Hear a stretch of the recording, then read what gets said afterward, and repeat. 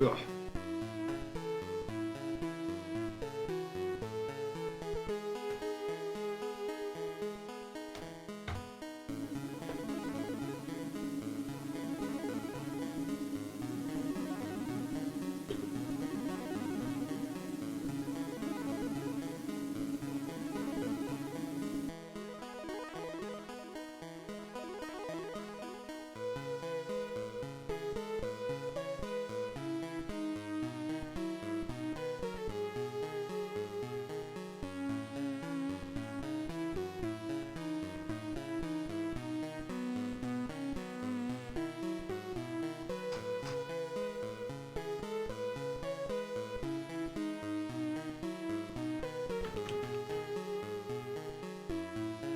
You know, it helps if I'm going to actually, you know, do the promotion across Discord. If I actually post the messages, instead of just posting into my thing to make sure that the message is right.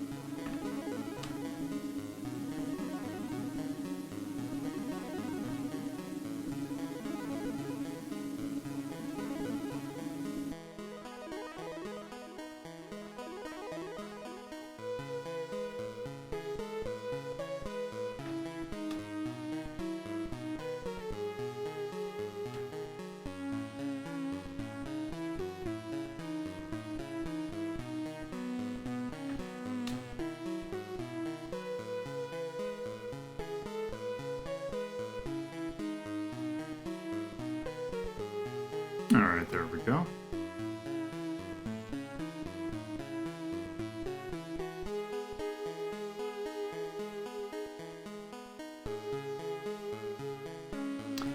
Let's see, how Mike's looking like it's good size.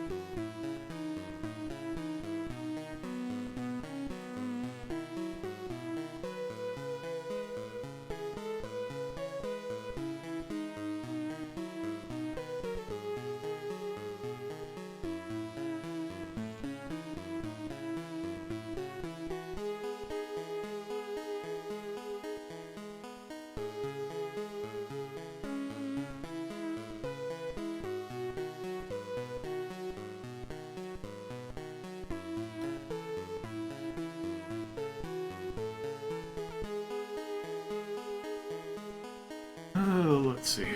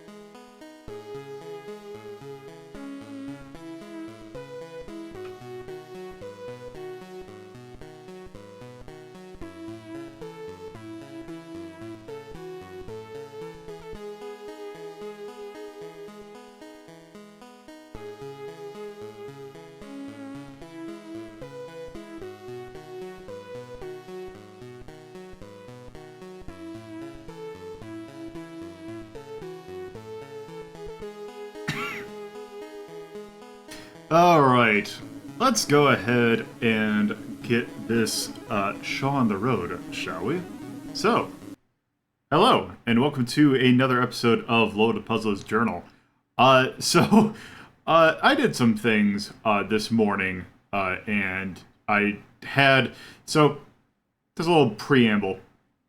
When I switched over from Retro and Crapsy to this, one of the things that I was kind of wondering about, that just due to the new schedule, I would have to figure out a way to do it, is current schedule I have does not really work well with me doing basically I couldn't do an equivalent of the Retro Rank relief, where, the 6-hour episodes. My new time slot really doesn't, it doesn't really fit well with my schedule to do that. So it really made it a little weird to figure out how can I do something equivalent? Because I didn't want to stop it because, the relief said it does go to work.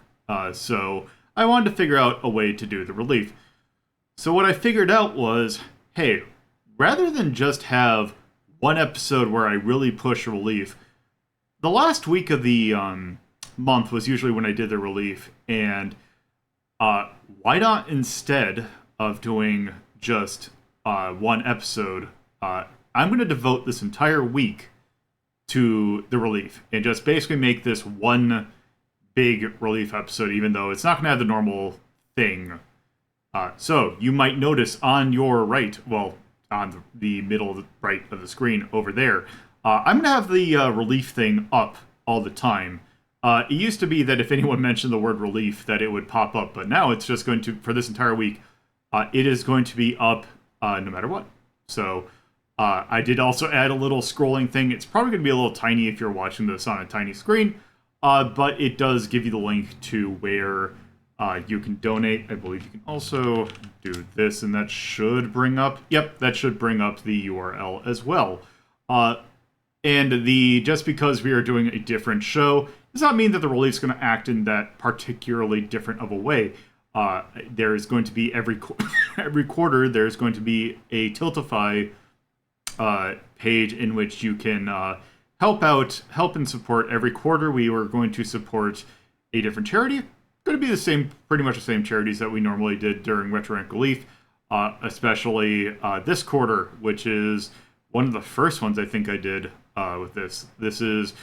This quarter we are supporting the Trevor Project, who, if you're not familiar with the Trevor Project, they are a organization that is dedicated to helping out younger, I'm trying to think how they phrase it. It is younger, let's see.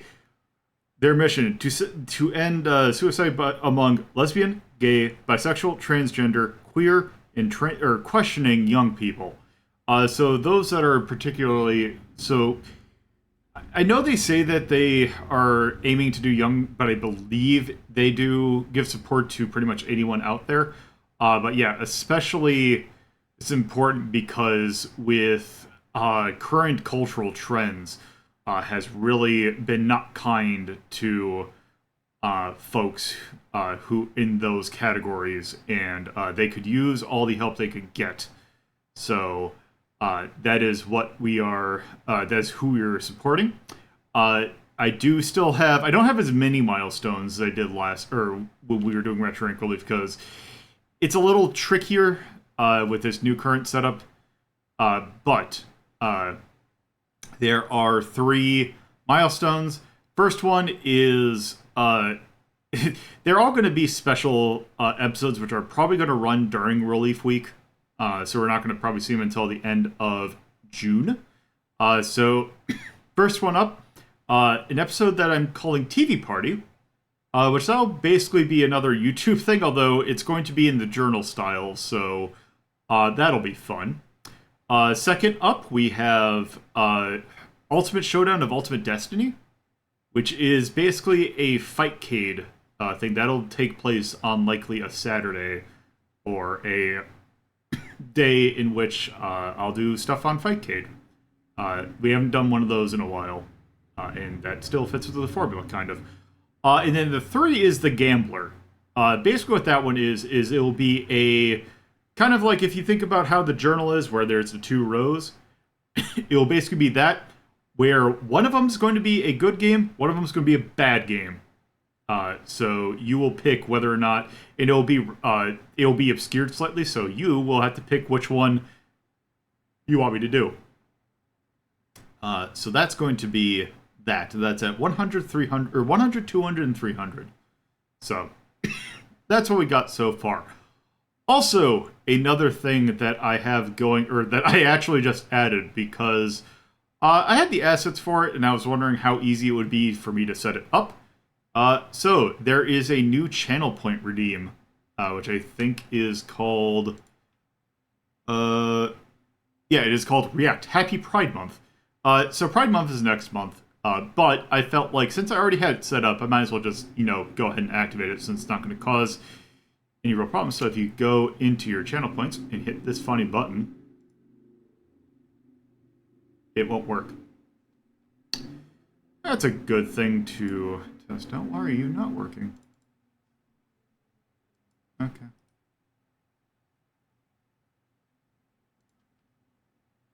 Oh, because it didn't save. Whoops.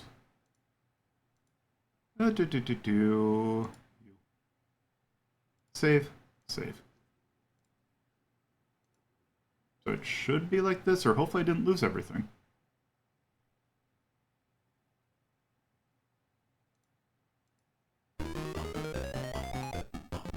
There we go. So there, you get a nice little, little message for each of the characters, and also just a little bit of encouragement, hopefully, to those of various different categories. So that is what we have going forward. I'm trying to think if there is anything else noteworthy, and I don't think there is. So that'll be that should be it for in terms of stuff to mention. Actually, well, there is one other small thing, and it's mostly something for me. I finally fixed a bug where the intro scroll is supposed, little thing at the bottom of the screen, is supposed to match the description of the episode that we're doing right now. It was actually doing the one previous, and I finally figured out the timing to get that to work, because basically it was a problem with, it was loading something too soon, and did not get the right thing picked up. So there, I fixed that, and that's going to make me, and probably only me, happy. But anyway, that's enough of preamble stuff. It's probably time to actually get going for this. So let's go and actually bring up the journal. So, there we go. I don't know why it didn't load. So yeah, we are back in Crosstime Lowland. We are back home trying to look at stuff that serves as inspiration for various things, or for things like Media Delta and Hazeltown Story, and also just looking at some stuff we did in the past.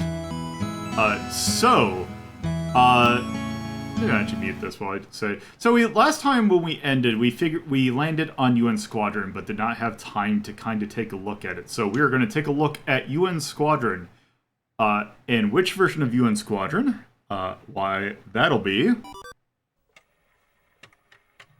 the arcade version of UN Squadron. This is one I think most people are probably familiar with, the SNES game. I actually am not a huge fan of the SNES game, but yeah, the arcade game is classic Capcom fun. So I'm going to be taking a look at that, because Area 88 is the thing that UN Squadron is actually in Japan, this was referred to as Area 88. It is based on well, technically a manga, because it's based on a part of the manga that the OVAs did not get to, although there are OVAs of this show. They don't get to the section that this game's actually a reference to. And yeah, Area 88 was one of those things I wanted to take a look at for Media Delta, so that is why we're doing it. And hey, Zab. So, Why was I getting feedback? Okay, whatever. Let's go ahead and load up UN Squadron. As soon as I can spell. There it is.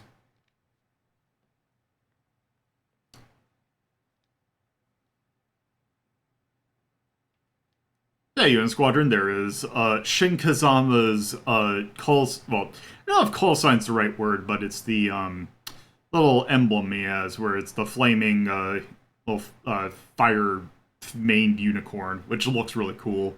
Here's Shin Kazama. You can definitely tell this manga came from the 70s. Also, I'm going to, while this little intro bit plays, I'm going to go and reset the camera so it look a little bit better looking straight on the screen. Where's VC Face? There you are. Boop. There we go. And there. Yeah. And there's Mickey Simon and Greg Gates. Greg Gates is who we're going to be playing as, because he is great. Daredevils. And yeah, this really doesn't... This kind of took out a lot of the stuff from the... I think a lot of the stuff from the... That's more related to the manga got taken out. So, anyway... I'm gonna use this credit sound to figure out where our sound levels are at. I think I need to turn up just a smidge. I think that should be good. Yeah, that's looking good. So yeah, you can pick each of the three. Unlike the SNES version of this game, when you pick a character, you get the plane that they're associated with. And here is... Oh, I forgot his name, but... Yeah, he is our commander. Let's see. And here's McCoy. He sells you things, but we're not going to buy anything because we don't need it. Also, I'm going to turn on auto-fire. So this game is a fairly standard horizontal shmup. What this game kinda is, if you were thinking from a Capcom's perspective, this is kind of just horizontal 1940, like the 1940X series. It shares a lot of the same mechanics. Or some of the same mechanics. You don't have a roll or anything. But it is a... The shooting kind of works similarly. And there's a couple... And you have a health bar instead of lives.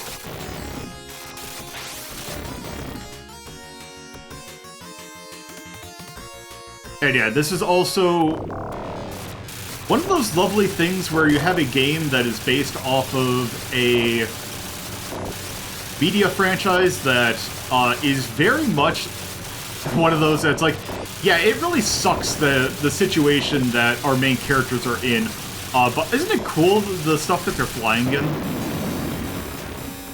And yeah, you take like 4 hits before you die in this.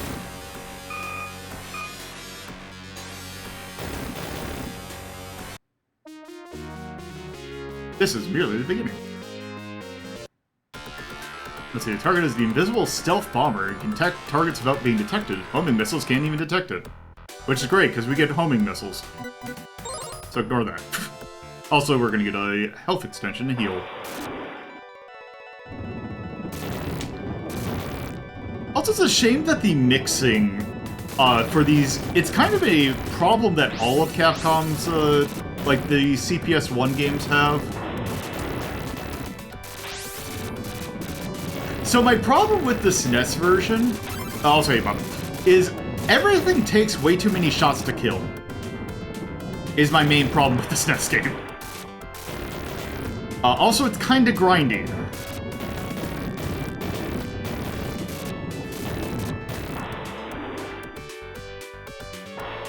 Also another thing that I know this probably is not a popular opinion regarding the soundtrack. I actually like the arcade soundtrack better than the SNES one. In particular, this song is completely different in the SNES version. Oh, I lost that power up. I just kind of like this one.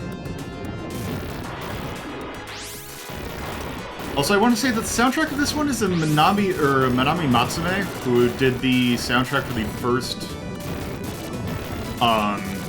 the first, Mega Man.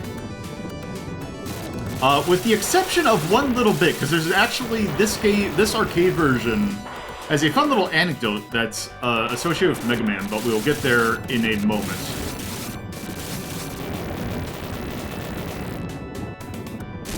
Oops.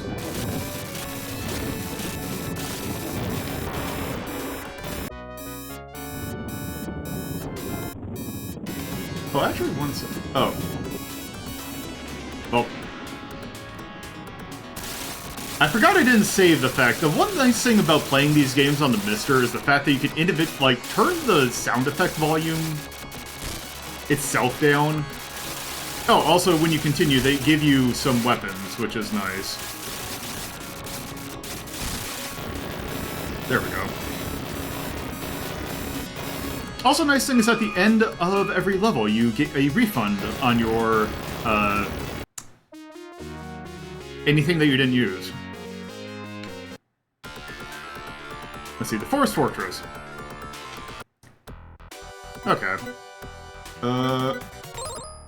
That's what I'm gonna go ahead and get.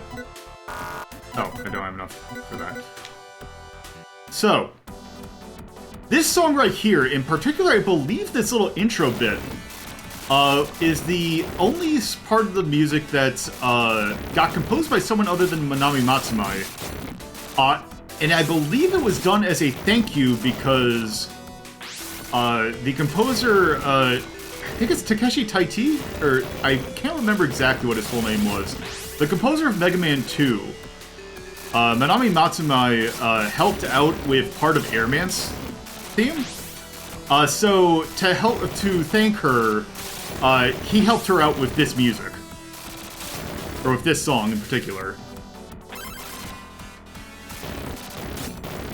Which I think is a neat anecdote.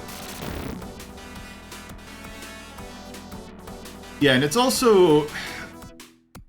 Area... I like Area 88 a lot. It is...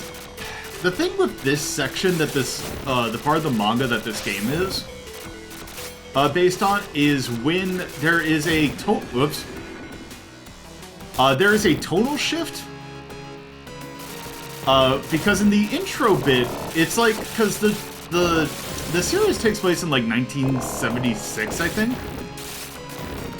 And it's fairly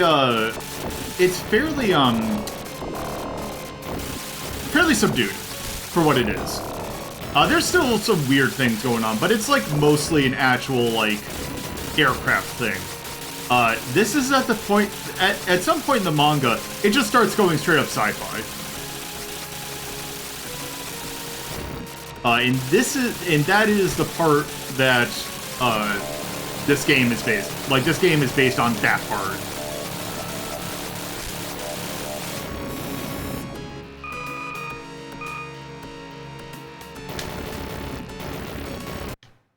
Also, another thing I like about the arcade version versus the SNES version is that things just kind of, like, things just happen a lot faster. Yeah, this is one of the more notorious bits of the, manga.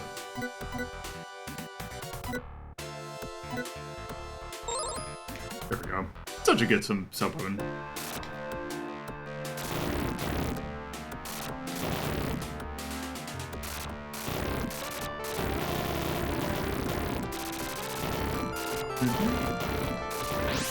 The soundtrack for this game is very good in general, as is, you know, most Capcom arcade games.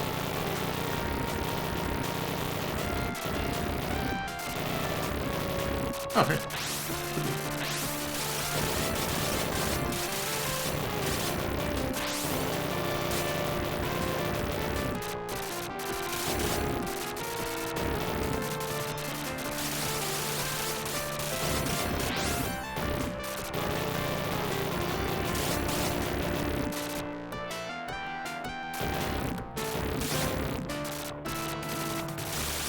Whoop.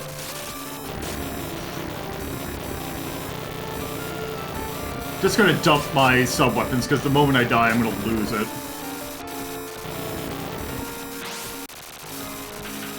Yeah, so the land carrier was like, if I remember correctly, was a big arc in the manga.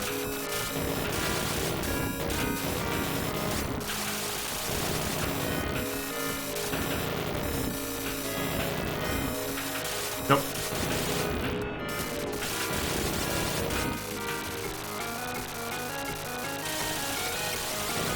There we go.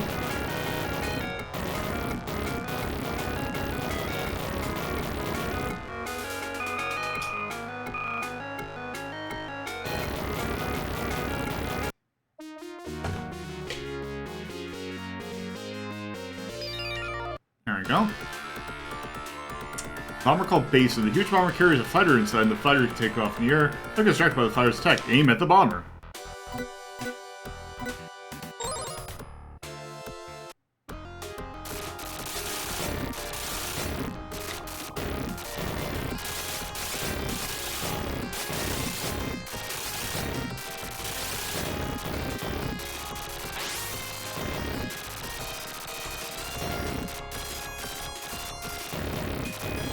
Yes, that is... I want to say it's Zaki, I think his name is?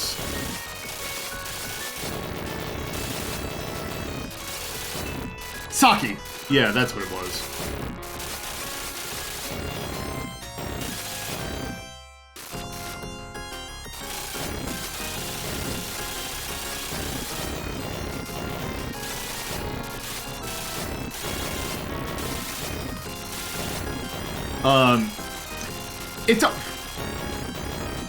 It's also funny that one of the key things about Area 88 is that a lot of the people who... Like, some of the people at, like, Shin who end up getting drafted into into Area 88, one of the things they can do to get out of their contract is, I believe it's if they accrue $1 million, they can buy out their contract. And you'll get well more than that in this game.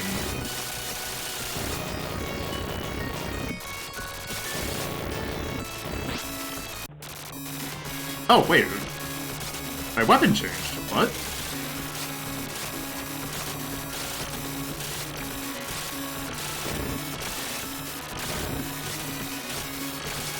Nope.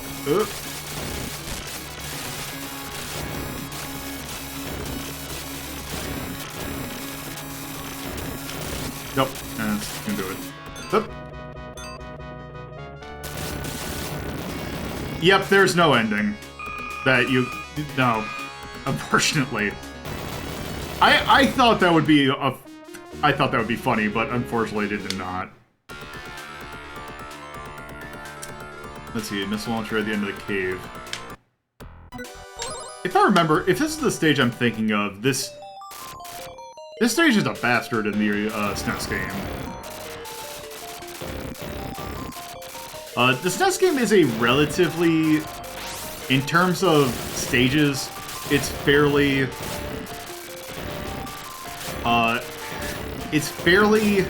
faithful, if you can call it that. There's some extra stages in the SNES game, but I just like it in this one because it has a lot more zip to it. Also, when you know, I was about to say, it looks like one nice thing is that they don't have contact damage. That is not true. There is minor contact damage. Oh, it's if you go up, you don't take contact damage, but if you try and shoot down, or go down, or you know what, maybe it's random, I don't know.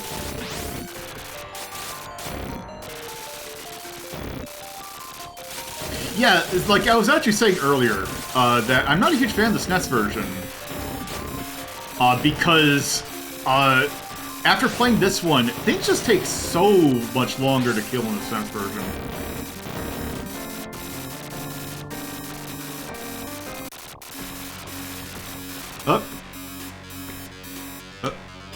Let's see.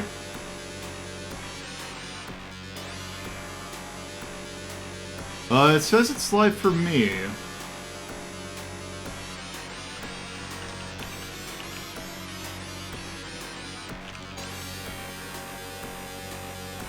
It looks like I'm not dropping any frames, so... Okay.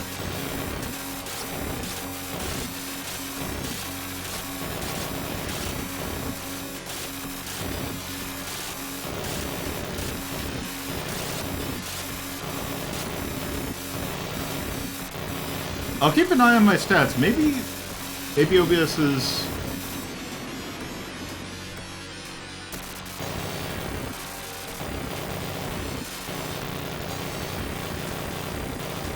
Huh, weird. Oh, that's another thing that I don't have someone to show it off with me, but this game is also co-op in arcade. Which is neat.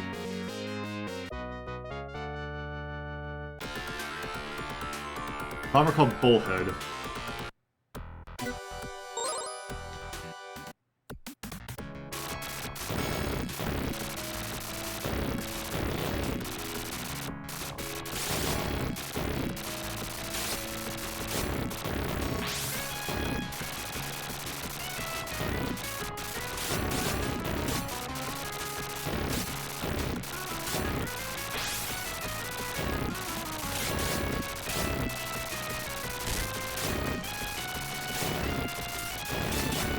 Also, I should... Also, I'm surprised I'm not max power yet.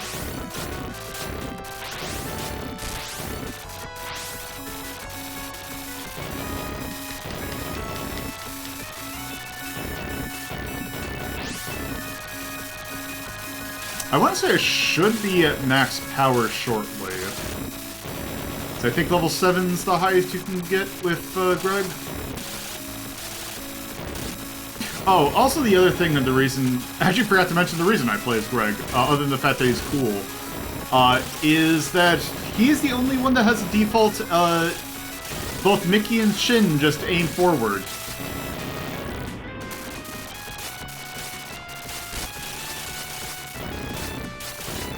That sucks, yeah.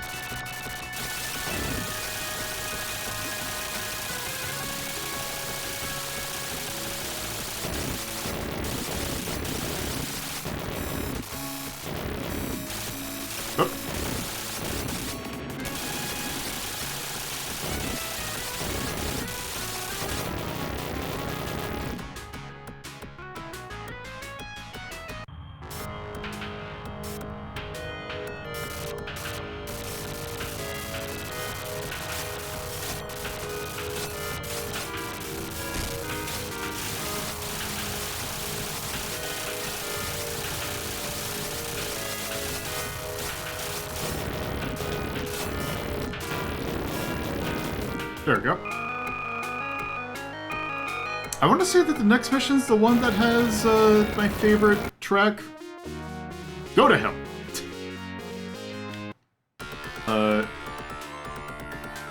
I think this is it? Yeah, I'm pretty sure this is it. Yep. So this... I don't think this level is in the SNES version.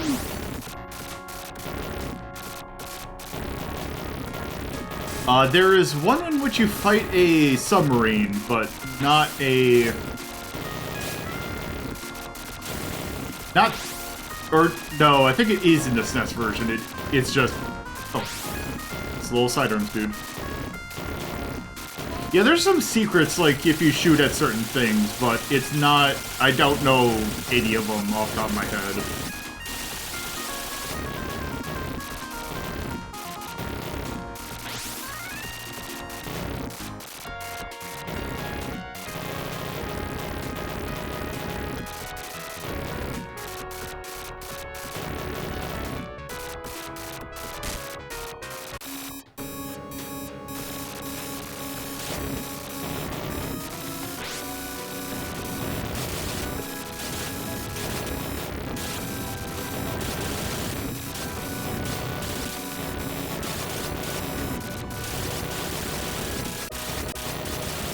Oh, Jesus.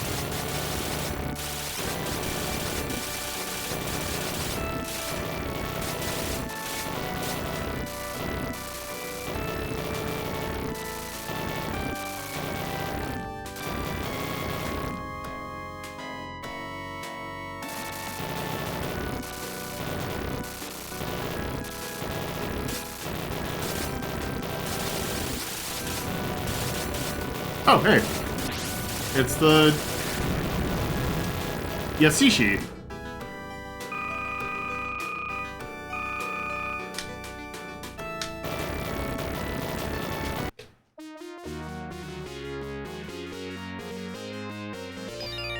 Alright. There's the arsenal. Big boy!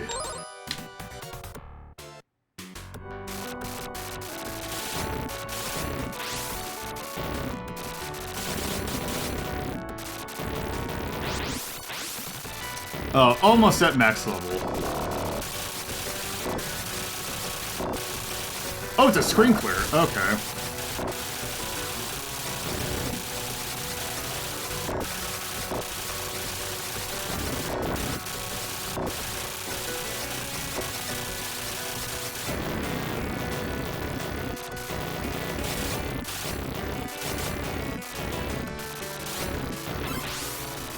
Yep, we are now at max. You can tell because we have parts for our thing. Oops.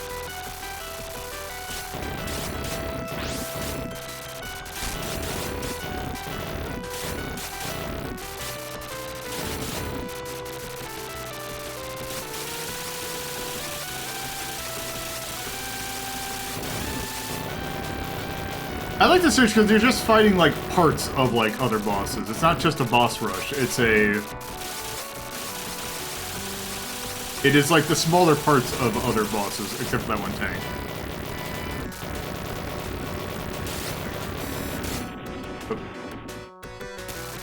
Oh, they don't give you Big Boy if you die.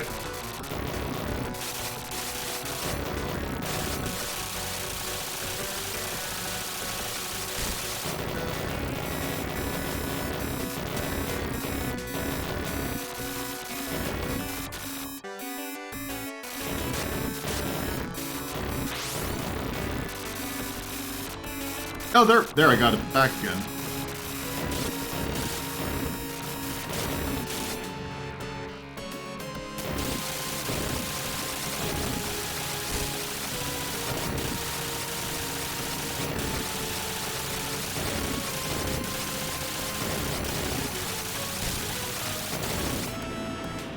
Yeah, this is the, hey, you're too far in the game to have it easy. There we go. I want to say the next stage is the last one?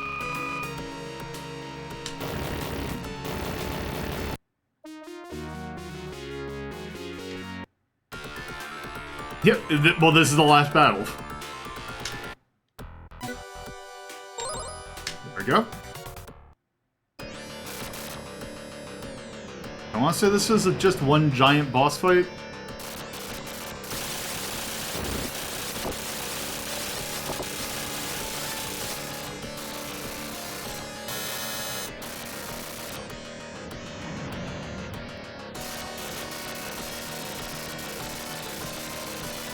Yeah, so the thing with the SNES version is basically, it actually had a neat system where you had a total health bar. But if you took a hit, you would go into, like, essentially a danger mode. And if you got hit while you're in danger mode, you would instantly die. So it's kind of like Sky Kid. In that you'll go into a tailspin when you get hit.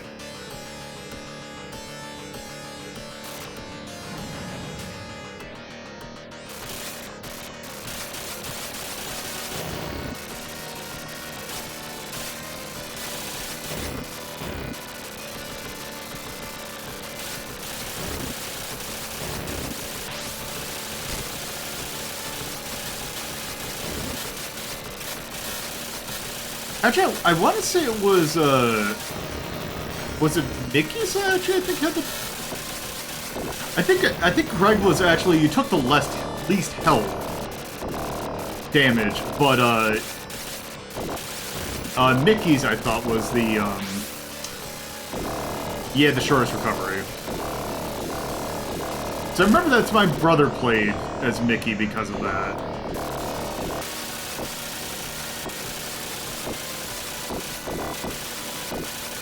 Done.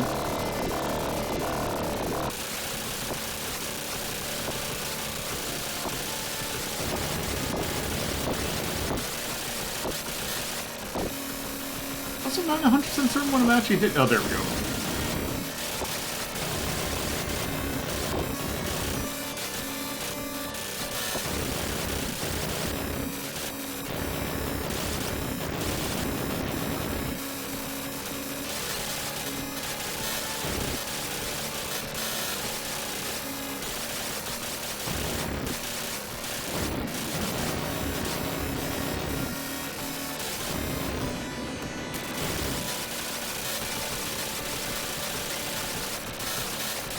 There we go.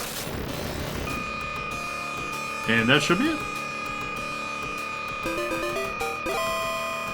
Thank you to Tyrion for the $10 donation.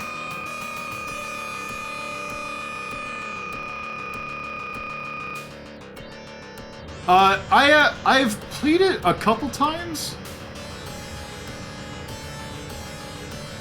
It was... I didn't... Because the thing is... Actually, because the thing is there is another game called Metal Marines that I keep on... that I wasn't a huge fan of.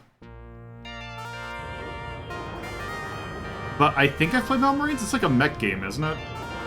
Oh, so here you can see... there's Mickey's F-14 with the bunny... the Playboy bunny... little thing. And then Shin in the background. Greg does not have one, apparently. It's also the thing that I find funny about this is... one of the first things that Area 88 that came over to the States wasn't the manga, it was the model kits that came out for this, because they're just based on planes. So... these model kits actually came out here before anything else, because I believe the first OVA got dubbed in the 90s, I think. And then I believe the manga came out relatively around then.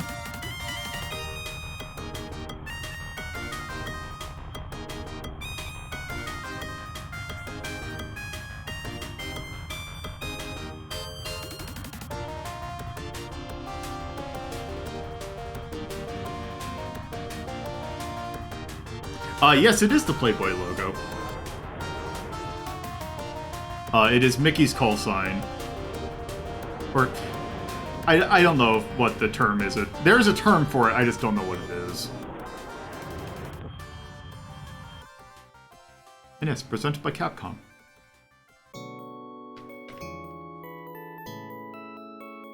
Emblem, maybe. There we go. Yep, this was before... Turn the cap. Also, I guess... There we go. And there we go. So yeah, that's UN Squadron. It is a really... It is a good, good little shmup. So let's go ahead and reevaluate where that is on the board, because we have definitely done that before. Okay, let me adjust the camera. There we go. Now I'm facing you. Okay, so let's look at the board. UN Squadron, where are you?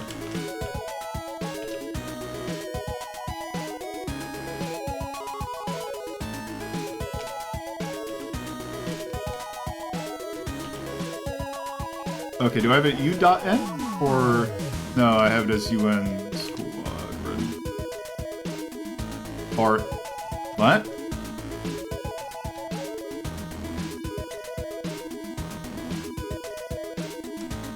That's weird.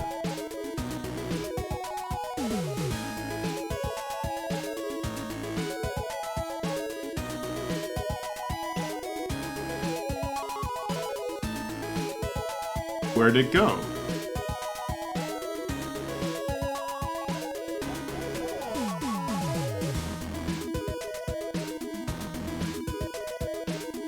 Oh, there it is. I don't know why it wasn't...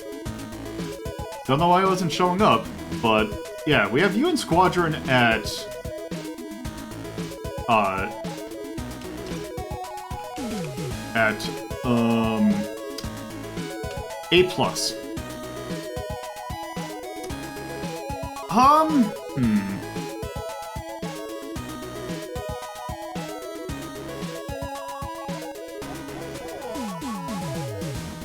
Let's see, that puts it alongside Axlay, Battlemania Daijinjo. Gradius 3 for the SNES. Yeah, so there's the arcade version and the SNES version. This one up here is the arcade version.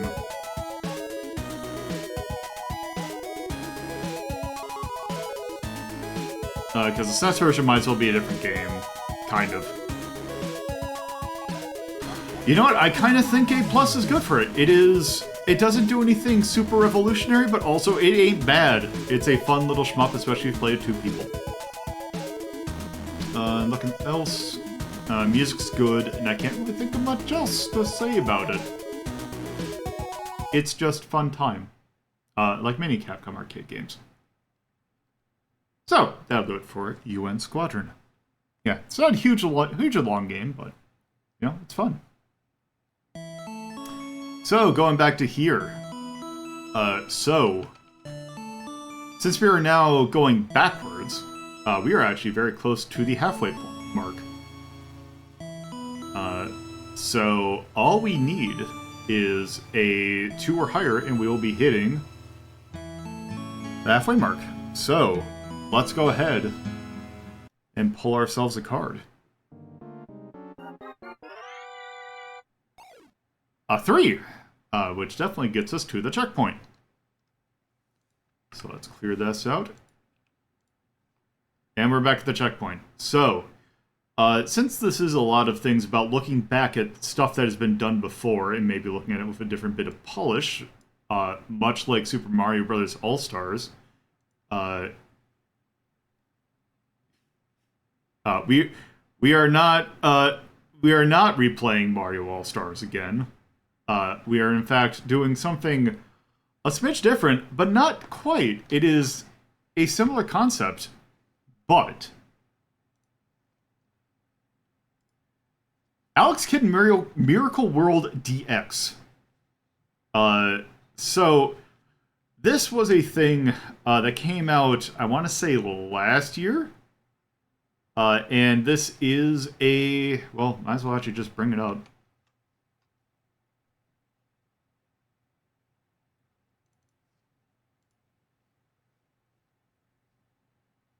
Where are you?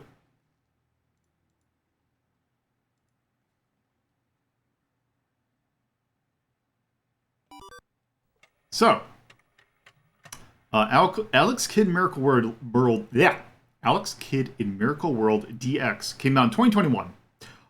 It was available for PC, Switch, you know, that generation of consoles. I believe it's also like PS4 and PS5. Actually, I don't even know if it's PS5 or Xbox Series X, although it should be, I believe.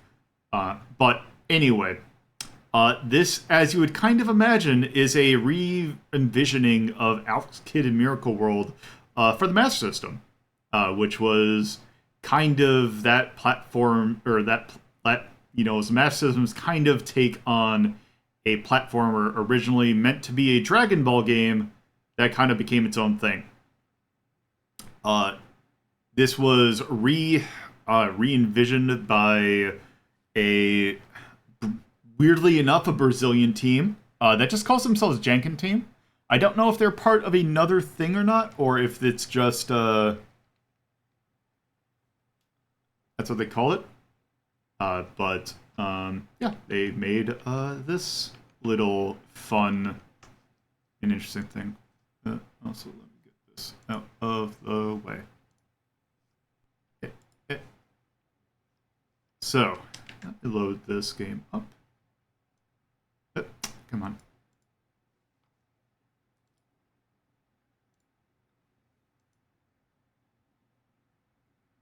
Yeah. Yeah, you're not wrong.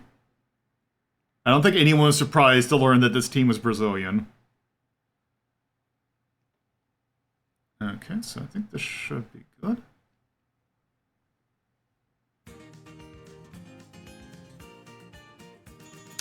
And yeah, Alex Kidd in Miracle World DX. Also, let me check.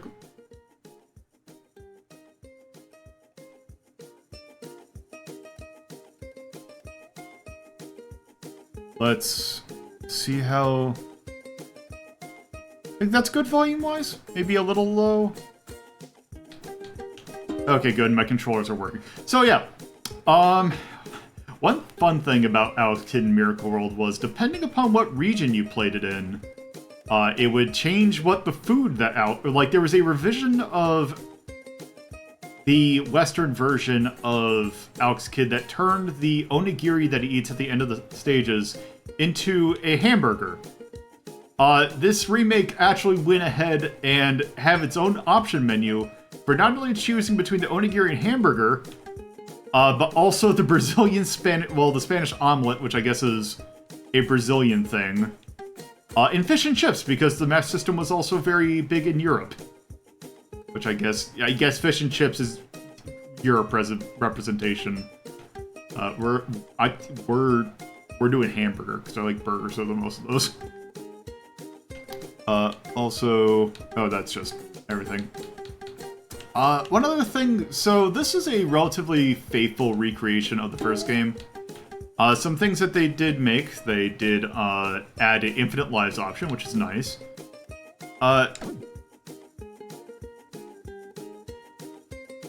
So, I guess this option is meant to make him slide a little bit less. We're not going to keep that. Also, I guess there's another mode that makes his hitbox smaller. We'll see if we'll need that, but I don't know if we will. Okay, let's go ahead and start a new game. A long time ago on the distant planet Ares, a young man trained day and night to master shellcore martial discipline.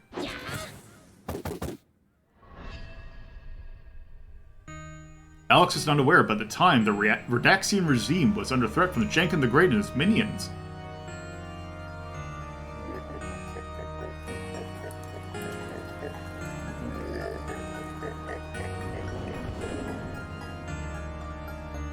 And this is where this incredible story begins. Mount Eternal. Let's see. Well, that's fine for today.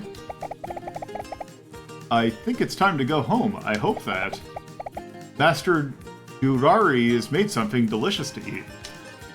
So I want to say this is one of those games where you can just... Okay. So you can play all the new stuff, but in the old graphics and music. There was no way to escape. It was all so fast. How strange. Okay, so it has been eons since I've played this game, so...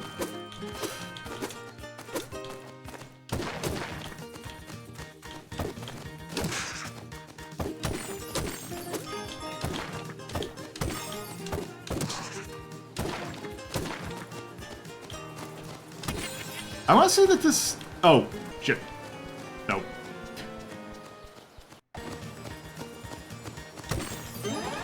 Okay, that just puts me right here. Okay. Alright, we have infinite lives, so it doesn't really matter that much. Ah, yes, I remember this game. I remember...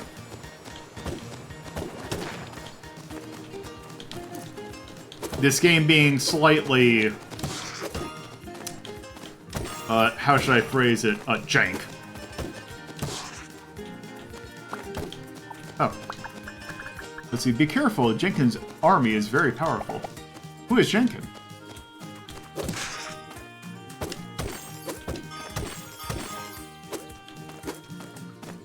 I would, but then I'd have to slap myself.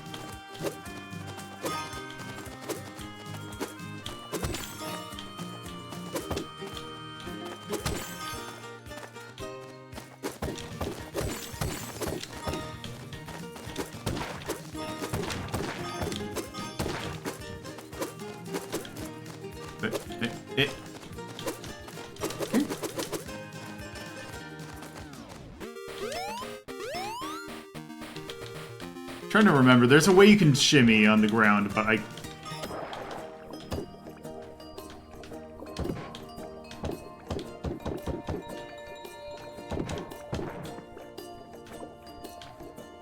Where am I?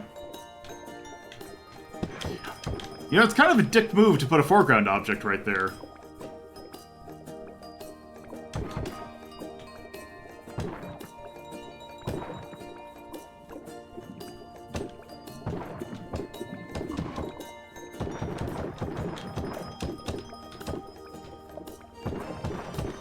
Time for Sea Burger.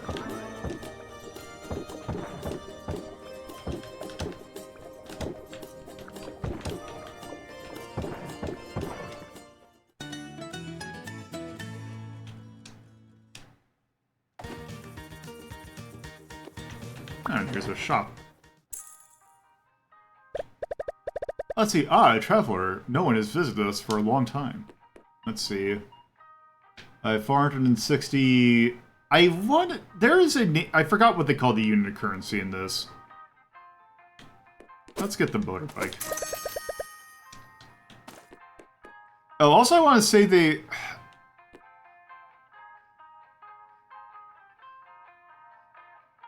I can't remember if there was, like, something where you can tell that there's some cameos of stuff. But that might be a different shop. Okay, let's...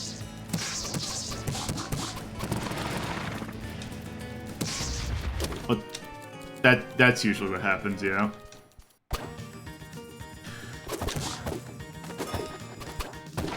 Oh. I didn't see that. Wait!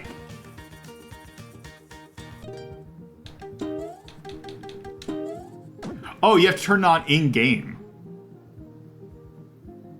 I don't care about achievements. I thought it was already on.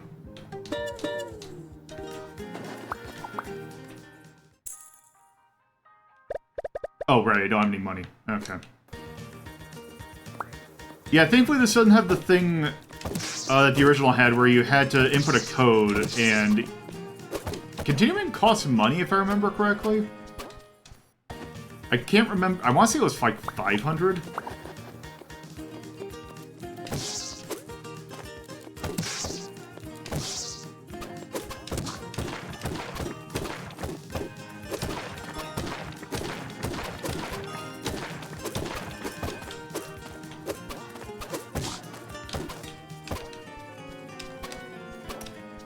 Yeah, Wait, how much money did I get? I got 40 hole smackers. Cool, that can't buy anything. Oh, awesome, it also took away my ring. Oh well.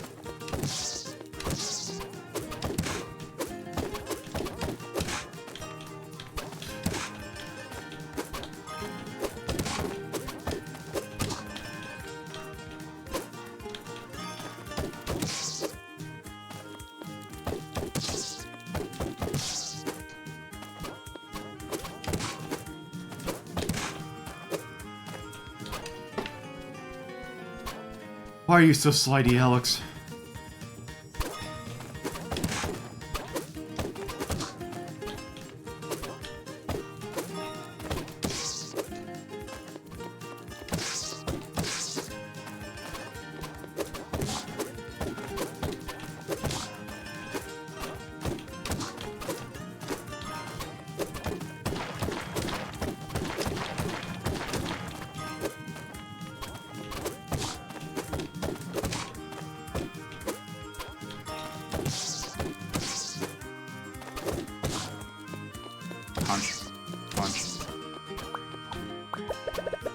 He turned them all to stone.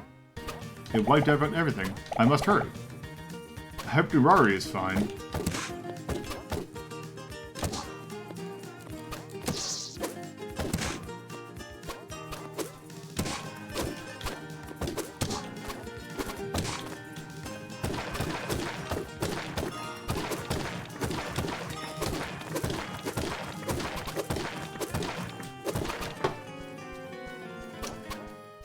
This game is slightly jank.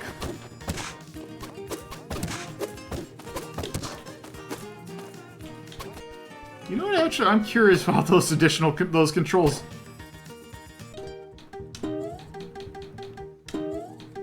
Let's see how these work.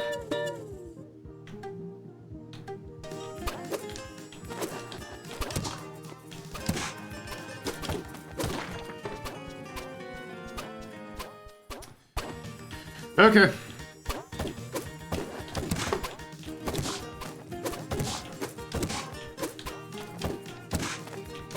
Okay, so basically the refined just takes out all the momentum. Alright, do we have a... Oh hey, it is a hand. Where do you think you're going, brat? Something is happening with the villagers. I must go see Master Nurari. Haha, you'll have to get past me. I am Goseka, the third commander of the new king of Daxian, Jenkin the Great. New king. I challenge you to a duel of Jenkin Pum! Choose rock, paper, scissors before the match ends. Win best of 3. Go ahead.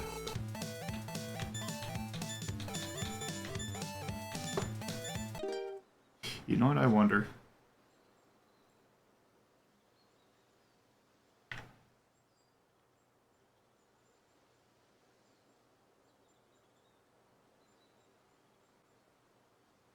Yeah, I kind of... Well, the thing is more that I would imagine that it's like, if you're remaking the game, you should have all the stuff in it.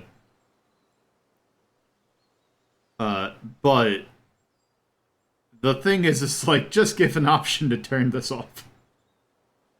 Let's see.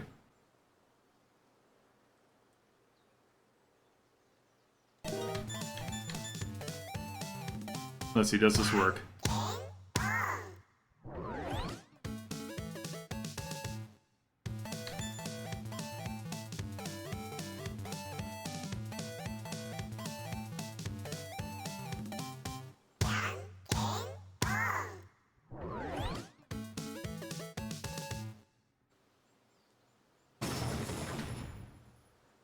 There we go. Burger. Alright, is this the... Which one is this? Oh.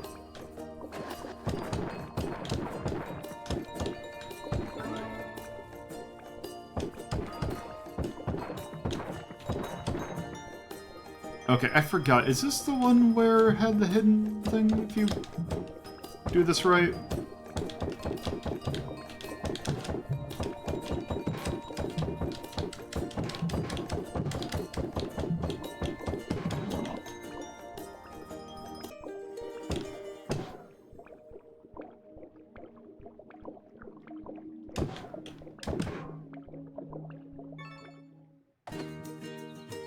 I got a secret.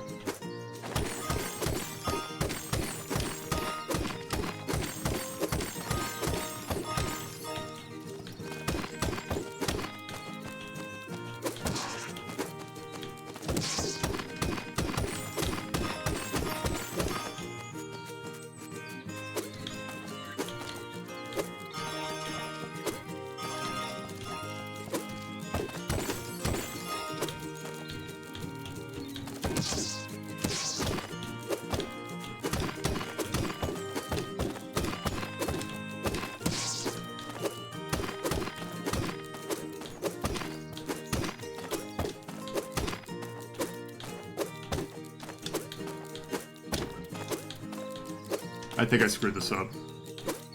Yeah, I screwed that up. Alright, let's see what else we got. Island of St. Nurari. I wonder. Oh, they did okay, so they did in fact make 8-bit versions of the new music. Wait, what? Why is the punch sound not right?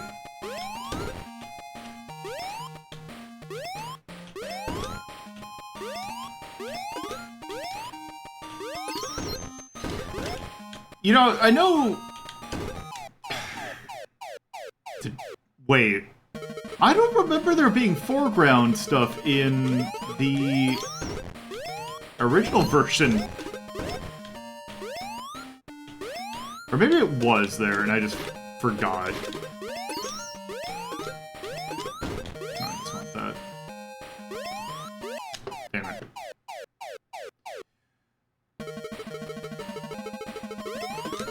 At least the checkpointing is fairly... Master, are you alright? Alex, difficult times are coming. It is time for you to know the truth. Your truth. An evil man from the kingdom of Redaxian traveled to this island and brought with him a small child. I knew immediately who it was when I saw the medallion hanging from the child's neck. Alex, you are that child. You are Alex Kidd, heir to the throne of Redaxian. It is time for you to face your destiny. This font's not good. I've prepared for you the pedicopter for you to leave immediately.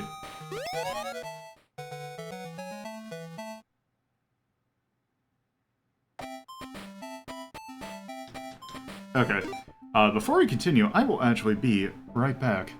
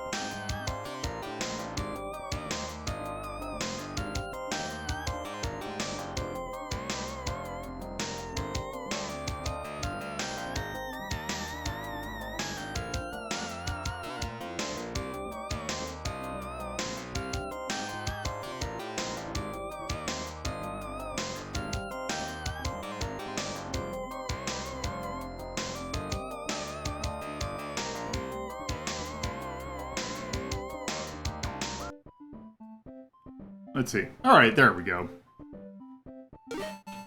Okay, so this thing.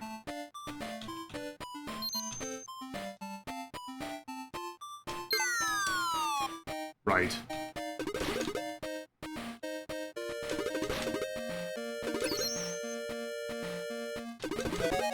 Oh, wait, what? I got a math system. Cool.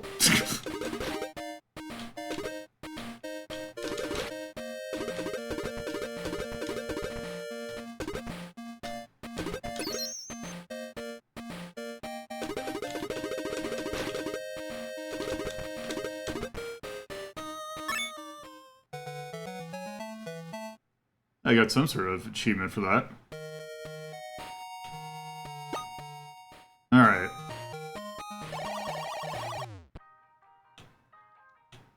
Let's see. Wait, what is that? Oh, it's Pedicopter. Let's screw it. Also, let's buy whatever that is.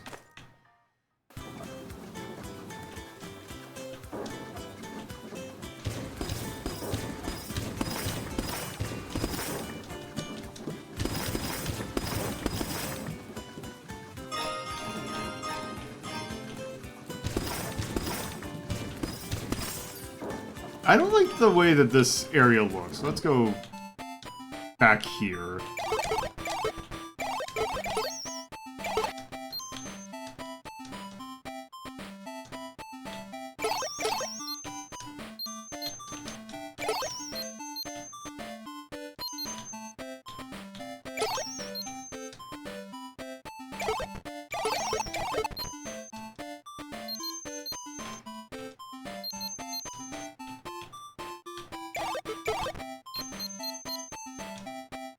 Wait, what's this supposed to be?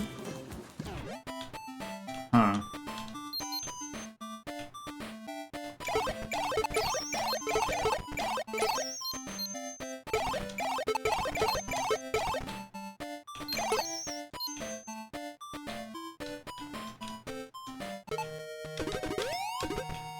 Okay. It did not.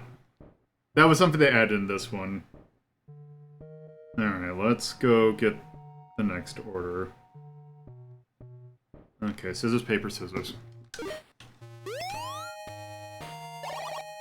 Oh wait, or is this just the... Oh. Oh. Wait, I thought you had to punch the bolt. Okay, whatever.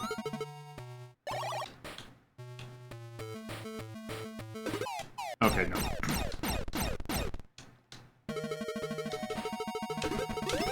So I guess they just... I'm pretty sure in the original you just had to punch the bowl.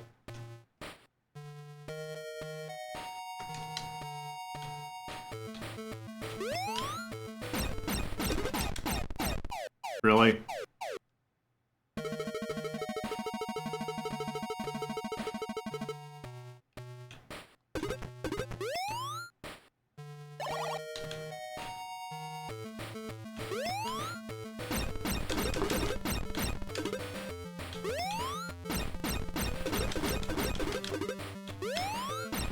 Look at these hitboxes. That was close. Thanks for saving me, boy. These ears, those button sides. Are you Prince Alex? The people thought you were dead. Now that you're here, Jacob the Great has taken the castle and your brother Eggle has been imprisoned, and you must save him as soon as possible. Long live Prince Alex.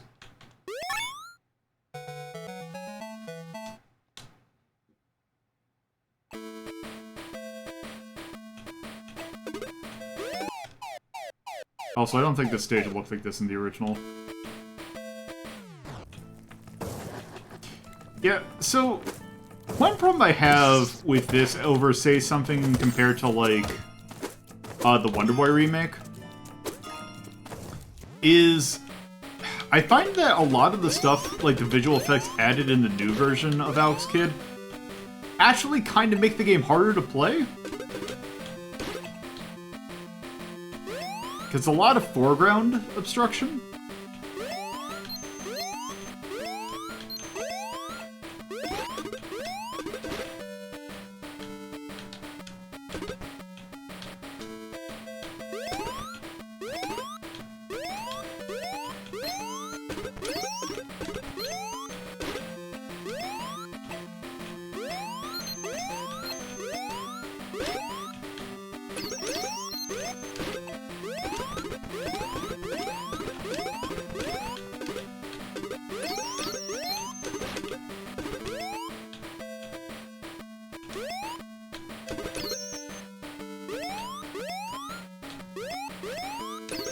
Oh. Damn it.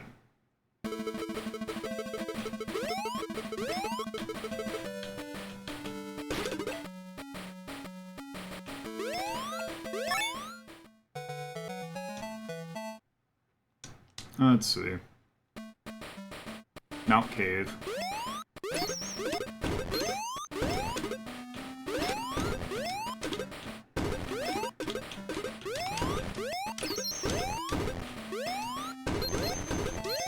You know, I can understand not, like, wanting to have the same track over and over again for anything that's not, like, a vehicle section. But I'm not a huge fan of this new music.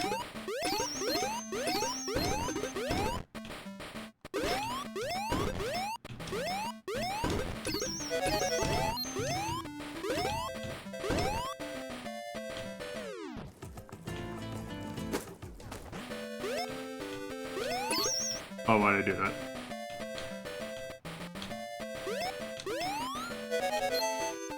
Okay. There we go, yeah.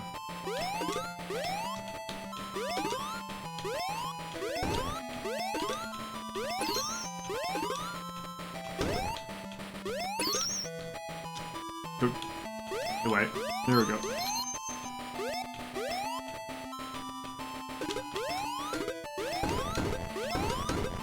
Damn it. Yeah.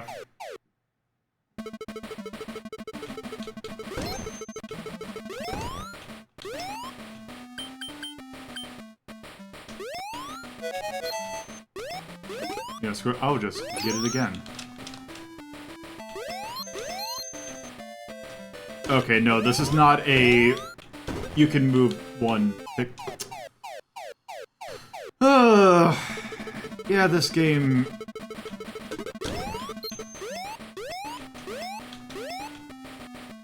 does not have... even with these refined controls.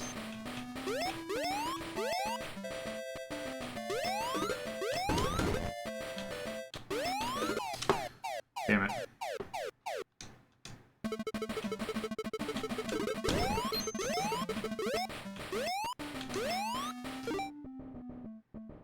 Okay, I still have it.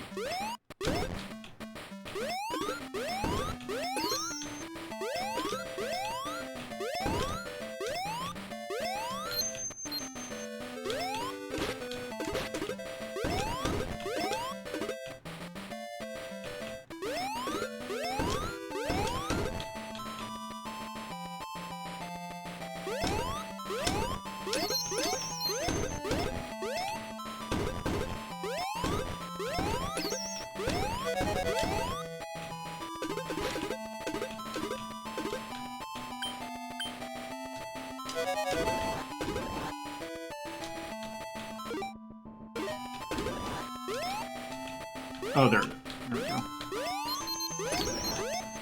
Oh, god damn it. Go!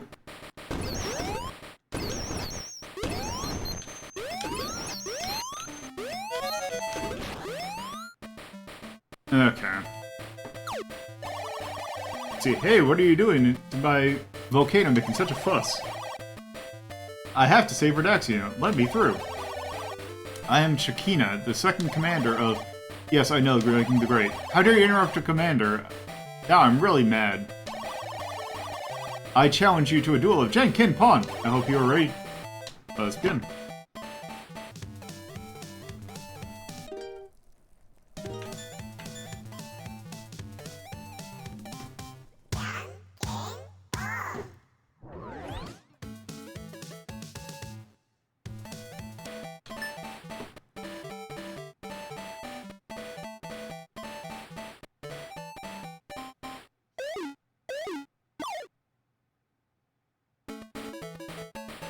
Oh, they even do that for the old mode. Okay. Okay. Okay. The Blackwoods. Oh, I remember this stage sucking.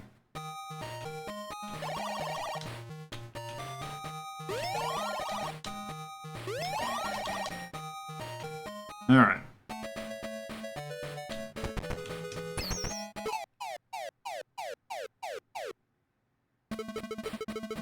Right.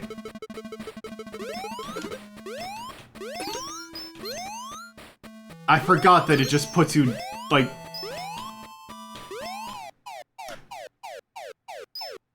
Oh, that isn't a 1-up. I was like, oh hey, they put a 1-up in the woods. Oh.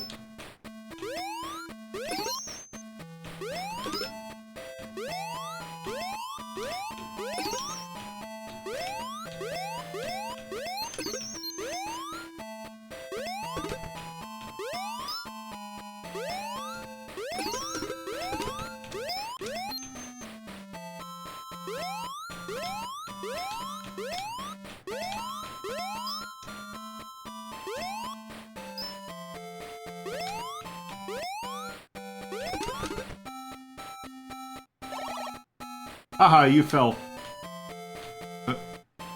Oh. Oh, well, that was easier than expected. If you want to save your life, give us everything you have. No, I'm not going to give you anything. Aha, you would prefer to fight against me?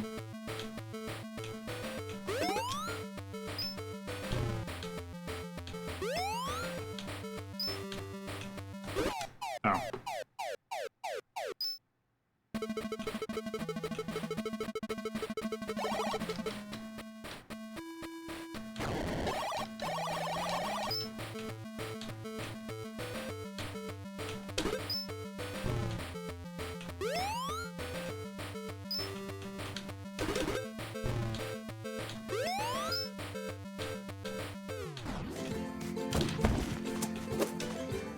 Why is the shading so dark? Who thought that? Oh. You know what this boss fight feels like? It feels like a ROM hack. Like it feels like a ROM hack someone made entirely in hex editor.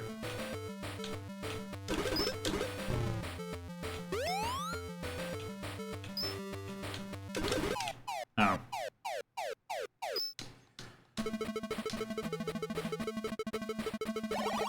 I wonder if... I think the staff is flying.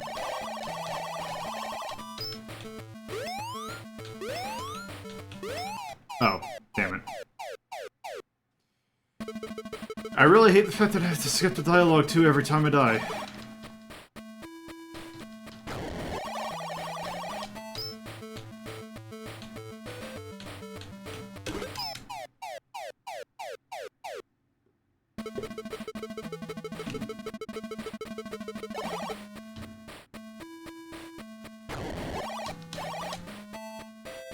Let's see.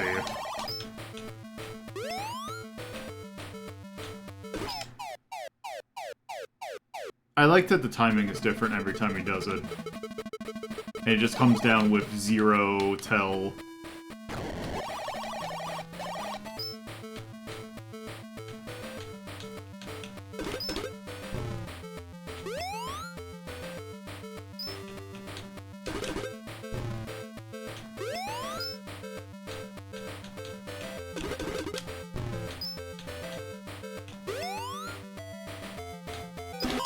Okay, there we go. Alright. Oh, what is this? Oh, right, this stage.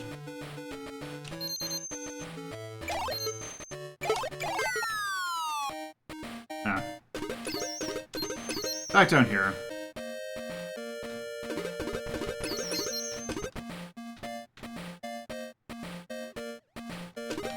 Oh, wait, why is...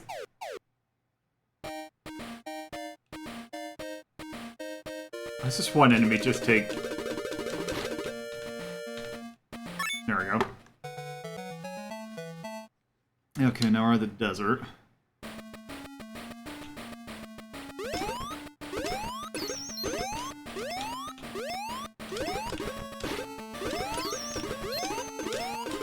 You know, I'm gonna go ahead probably out on a limb and say that I feel like Super Mario All-Stars was a better... That's a new enemy type. Was a better remake of the original games than this was.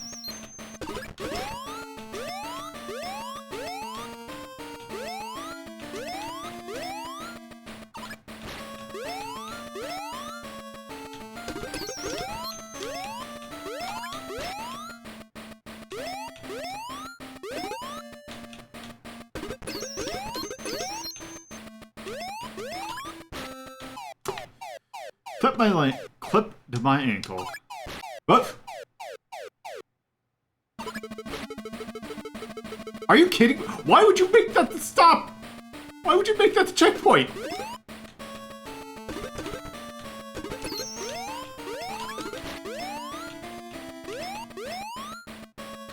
Who thought that was a good idea?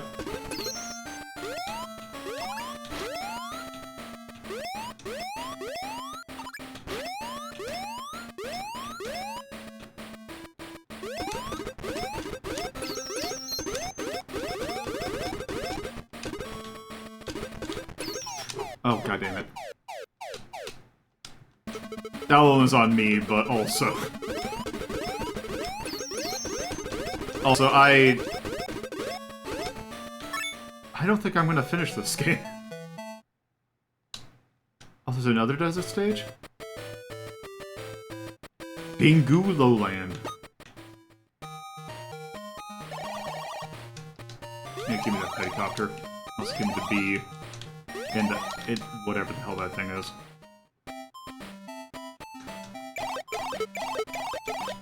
Actually, it's the option... Okay, you know, one of the things, like... Like, in the original, you had to, like, when you paused the thing, it would, like...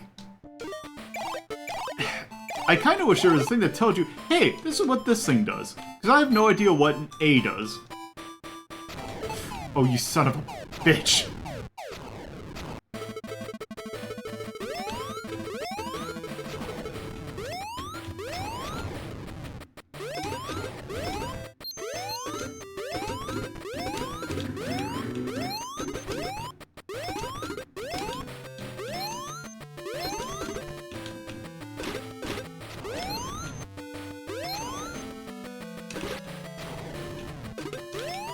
Oh.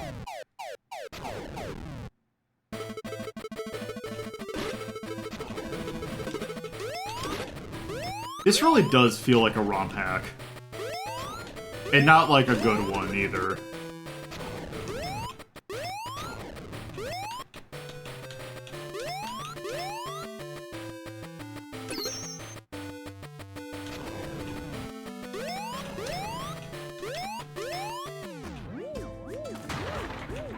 Yeah, like, the thing with the new graphics, just everything's so bright. Oh, I see. Oh, have you seen the poster? I hope you have not stopped at any of the precious flowers. Flowers? Enough talk. I am Parplin, Fairfirst Commander and right hand of the new King of the Redaxian, Jock the Great. I will crush you like a fly. Best of 3. Let's go.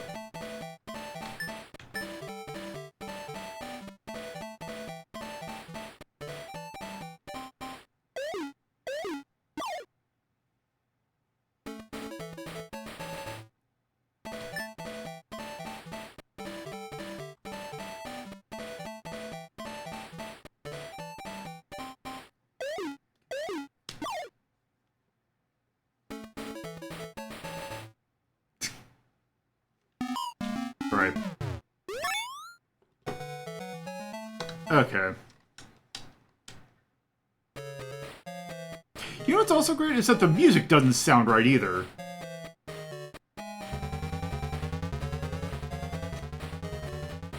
Oh, I see they also don't move at the same rate.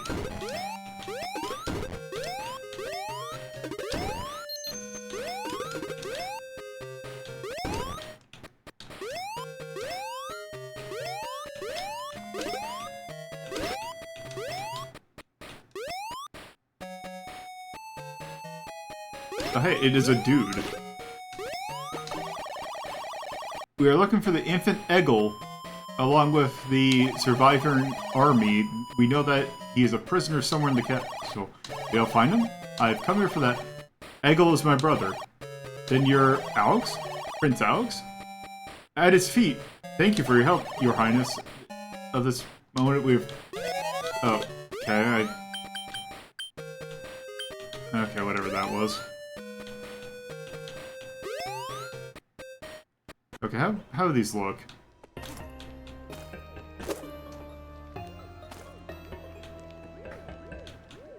Is this just, like, obscure shit, which I'm not a huge fan of? Oop.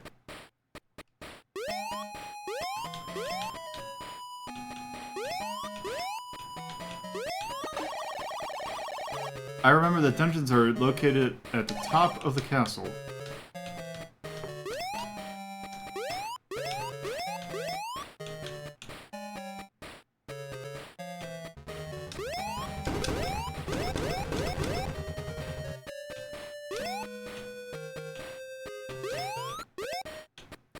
Wait.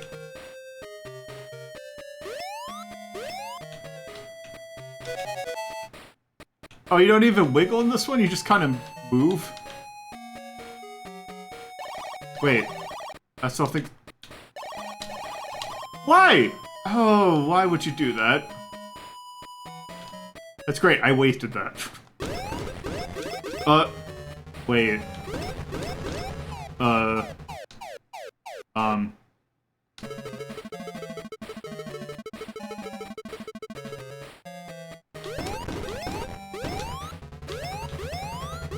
Okay, I can just jump on top of these.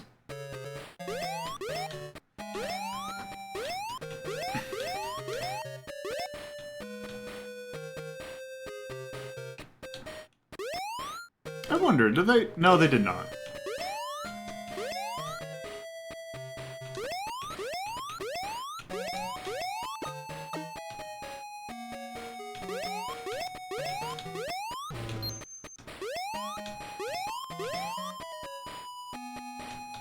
Nope.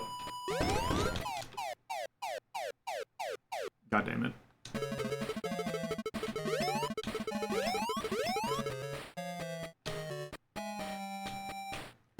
Okay, no, I'm just gonna take care of this thing. Oh, God. Okay, it's still dead.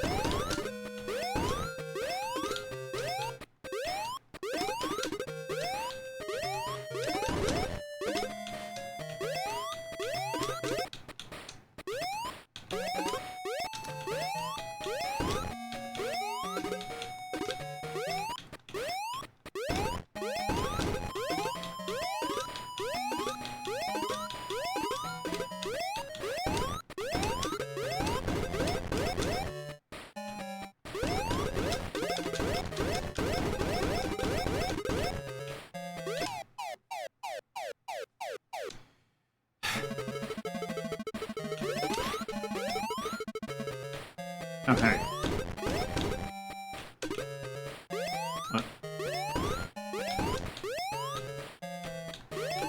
Oh. This game controls great. Okay.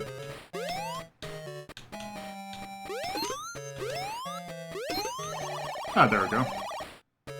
Thanks for saving me, although now that you say it, we have the same look. Brother, I'm glad to see you, but you should know that we are in danger. Jenkin is looking for the royal crown. Oh no, we'll stop him in any way we can. You have to see the king of Ibana. He will tell you where it is hidden. Okay. Alex, I have heard Guseka's footsteps down the hallways. You must face him alone. I must go and search Father and Princess Lara. He hurried off towards Ibana. The Redaxian Empire trusts you. Quickly then. Cool.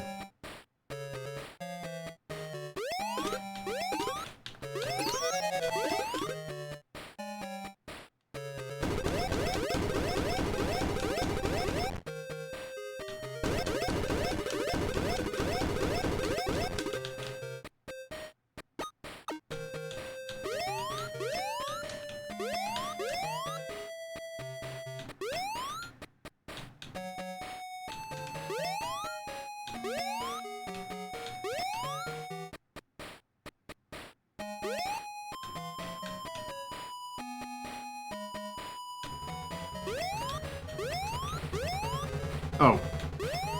Right.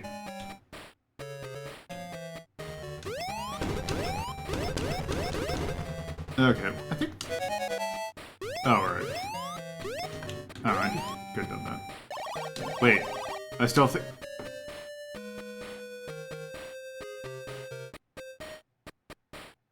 What things to do? What do you need to do? You made me waste an item again! Yeah, I think I'm good at this, actually.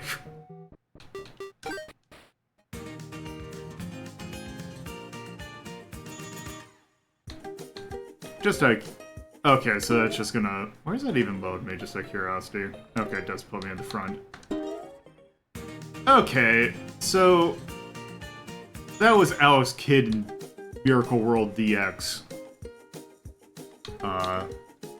I'm gonna be honest, I disagree with how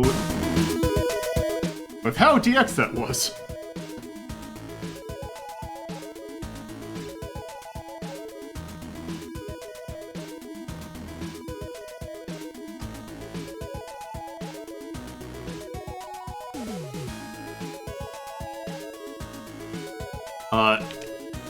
Let's see, Alex Kidd in Miracle World DX. Thank you, Axe, for the raid. Let's see, that came out in 2021. By Jenkin team. For the PC, that is an action game. It is anime.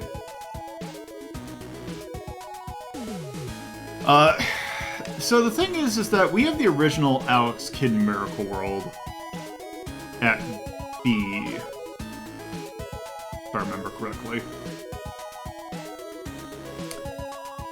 Yes. So my main problem with that game is it makes too many additions that do not help the game at all.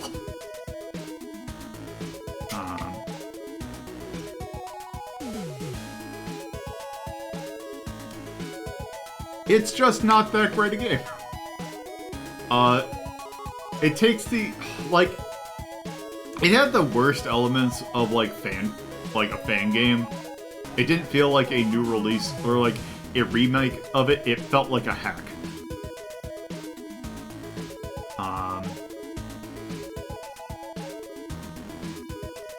So if I'm taking a look at what games I have here,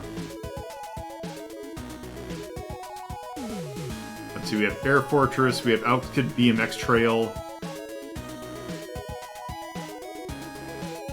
Oh, let's see. Let's see, Blue Stinger, Simon's Quest, Hydra.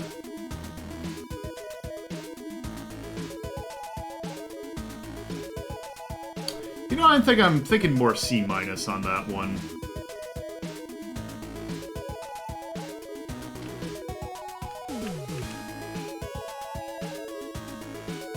It is, like, okay. But it's like, man, that is, like, incredibly, like, slightly less than okay.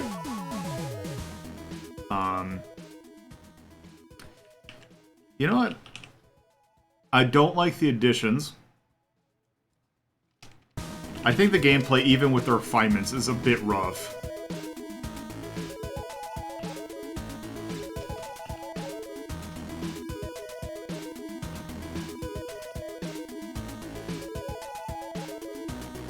And I'm not a huge fan of the art. Like, I think, like, cleaning it up, the art itself actually is kind of fine, but the problem is that it's way too distracting. And it just didn't make it fun to play in, I just wanted to play in normal mode. Or like in the original mode. But also the original mode is slightly off, because the music's off-key a little bit. Where it's like, you can tell that it's not the original. It's very close, but it is like, you can do better than what they did. And it's just, I don't think that game's very, like, it's very okay. If you are very familiar with the original, I'm sure it's fine. But, if you are new, that game is not going to make you want to play any other Alex Kidds. Which, granted, the other Alex Kidds are nothing like that, but regardless. I think that's good for Alex Kidd in Miracle World DX. Not quite on the same caliber as Super Mario All-Stars. So, I suppose then, with that, we should pull this. We're actually getting towards the end with the stuff that's in here. One, actually, Enchanted Castle. Now, granted, there aren't that many. Well, yeah. Anyway, so So next up, we're gonna go into the randomizer / Section Z and Friends thing. So let's see, how far are we gonna go in here? Where's my cards? There they are.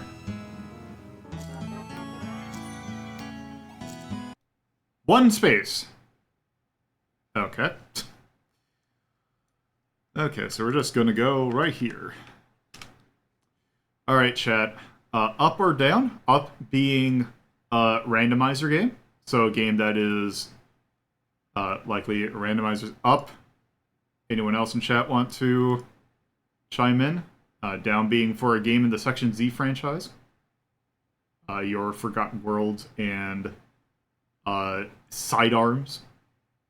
Up. Any other takers?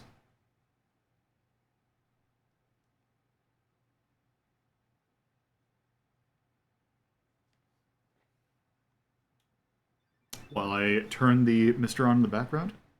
I am guessing that that is a no. So, what is the randomizer that we're taking a look at? Yep. Let's see, we are taking a look at Mega Man 2 randomizer. This is, in fact, a randomizer for Mega Man 2. Oh, what the hell? Okay, I thought there was something weird on my controller.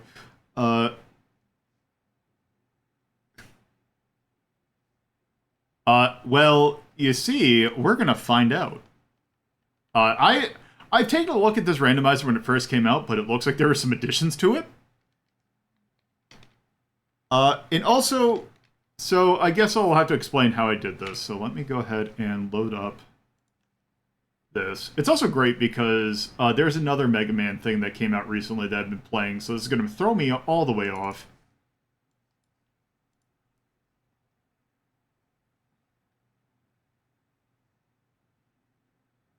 Where is it? There it is. Okay, so let's mark this down. So yeah, this was developed by Duckfist. Originally came out in 2017. It is, you know, an NES. It's based on Mega Man 2, so it's an NES game. Yeah, so it randomizes mostly enemy or robot. It randomizes weaknesses. It also does some other stuff. So let me set that word. This is in fact a game that uses the capture card. And let's go here. Okay, how do it is? Randomizers. Okay, so I have a number of them. And by that number, I mean 4. I want to say they also change which character you use, but also, I forgot. I think all these use relatively the same seeding. So I think I'm just going to pick 2. So let's go.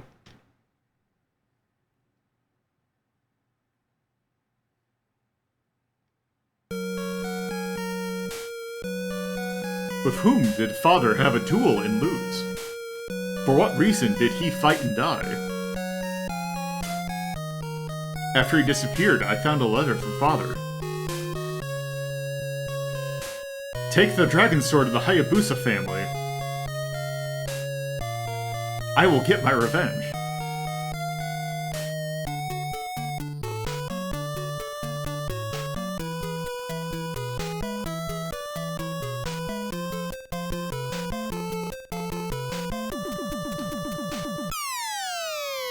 Yeah, we're playing Squadron. So yeah, this is Mega Man 2 randomizer.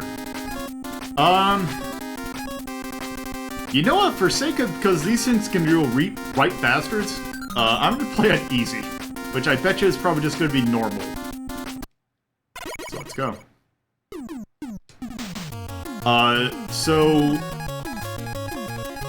I don't know who anyone is. Let's go.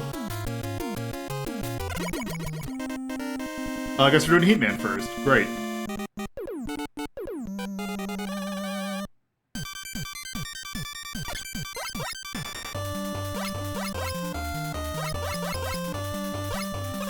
Oh yeah, I changed the music too.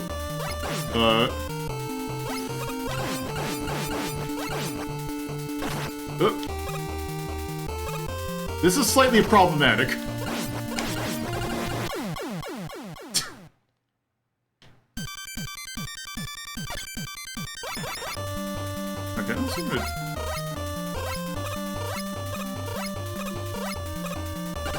It is. It was just I was damaged, so it didn't count.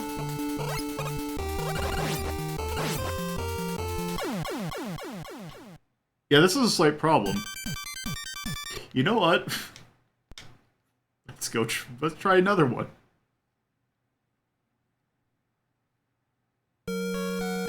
I first battled a Metroid on Planet Zebes. It was there that I foiled the plans of the space pirate leader Motherbrain to use the creatures to attack galactic civilization. Civilization is under attack. And I guess we're playing as Forte. Or no, that's base. Let's try this again. Oh man, that's a decent start.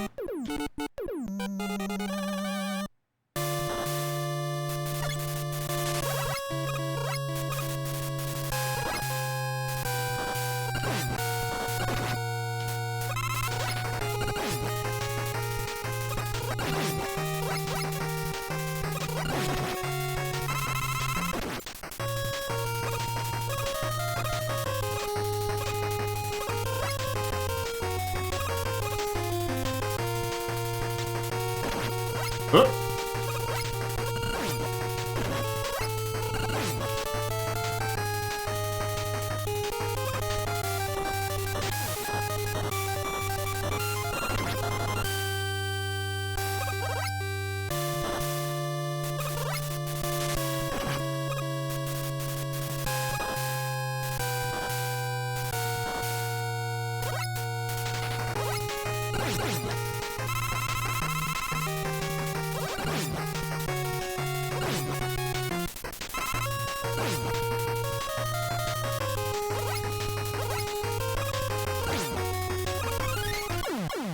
God damn it.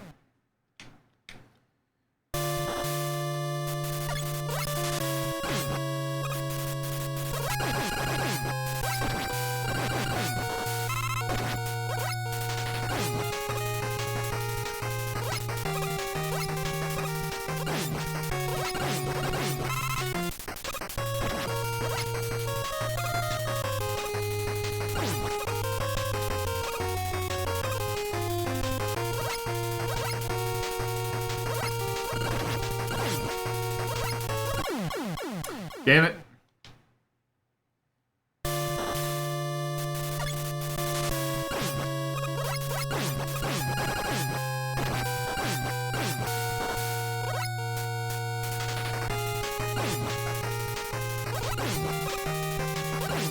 Yeah, why did it make these things have to have so much health?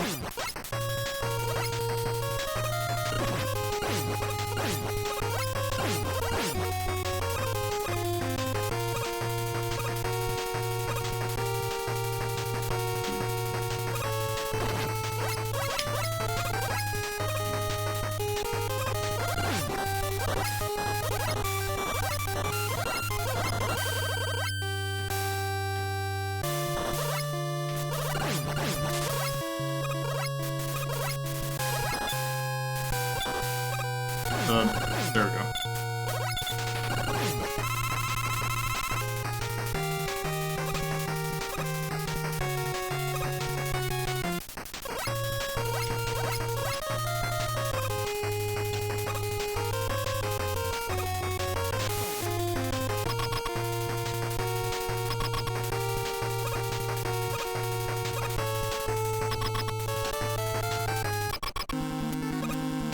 Wait, what?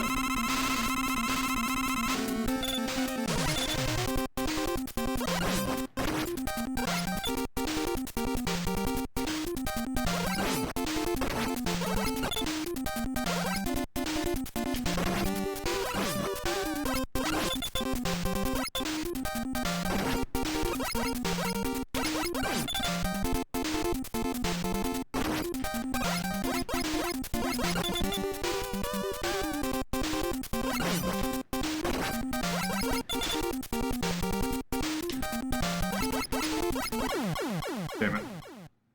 I thought that wasn't my last life. Okay, good.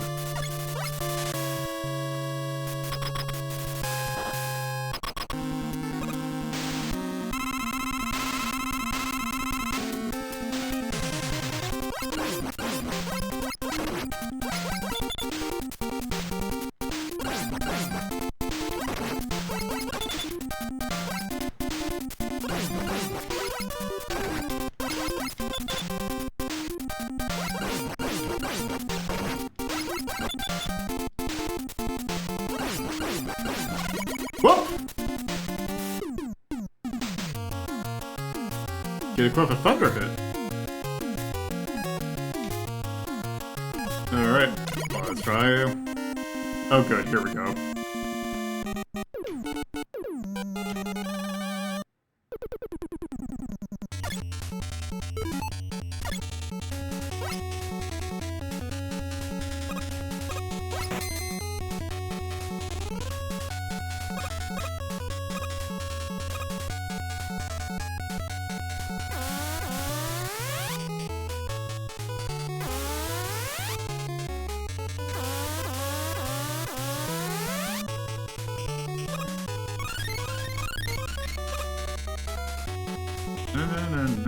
Oh, also, one other thing.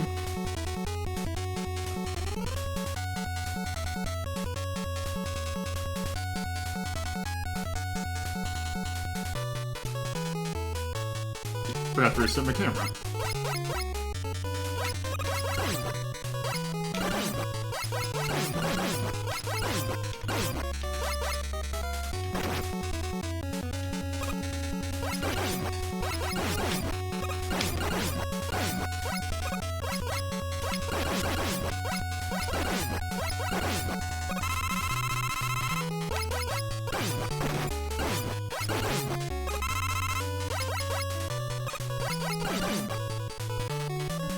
Alright, let's see if I can remember what...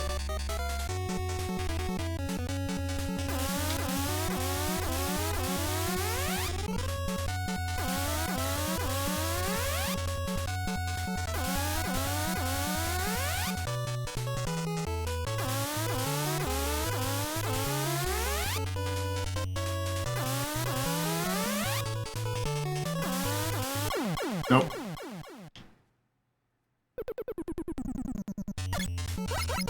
Okay.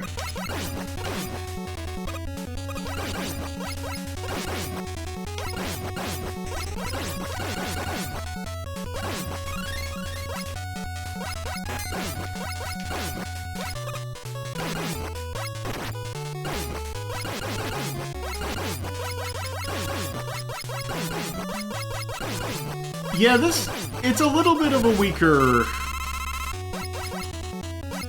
thing.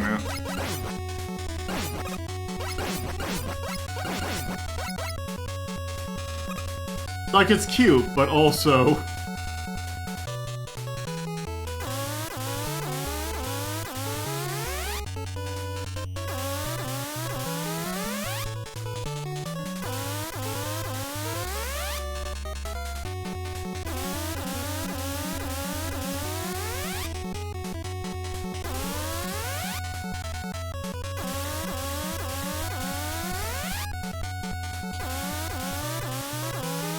There we go.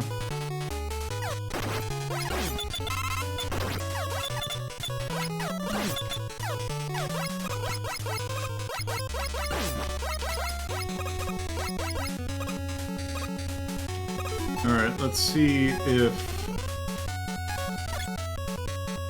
whatever this... works against whoever this is. Bubble Man.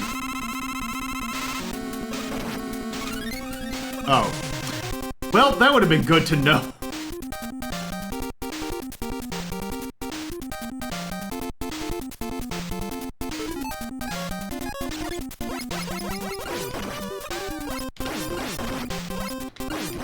Oh, okay, that also works.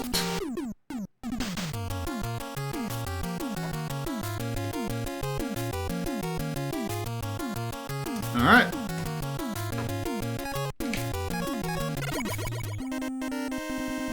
Alright, Crash Man.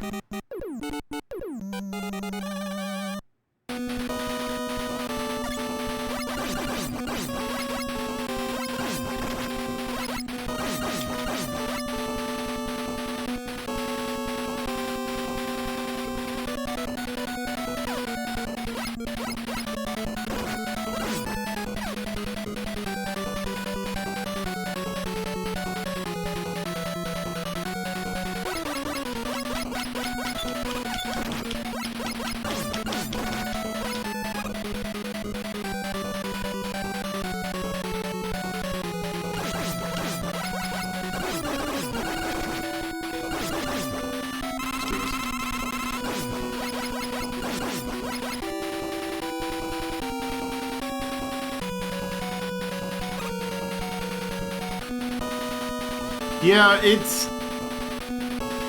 yeah.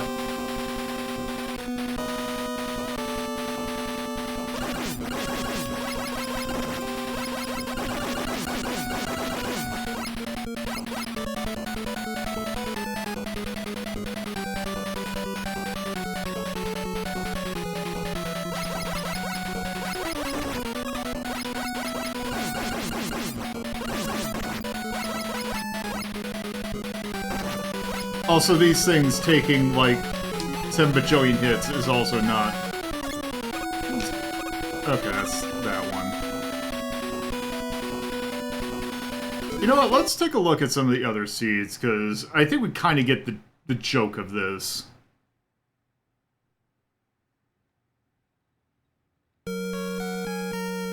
Spear to Civil War. Rebels have won their first. Victory against the evil Galactic Empire. Rebel? Spies stole the plans to the Empire's ultimate weapon. The Death Star. Mega Man escapes the plans to save his people and bring freedom to the galaxy. And we're just playing as Mega Man. Okay. Let's do this one. Metal Man.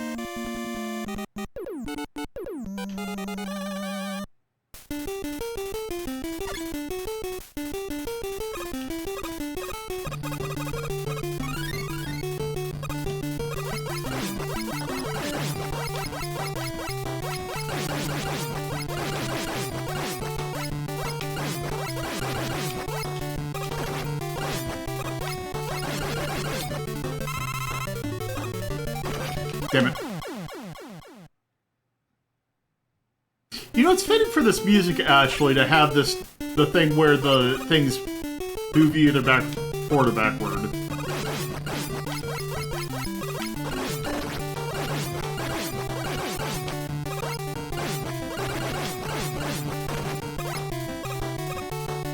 Oh. Actually, can I jump over that?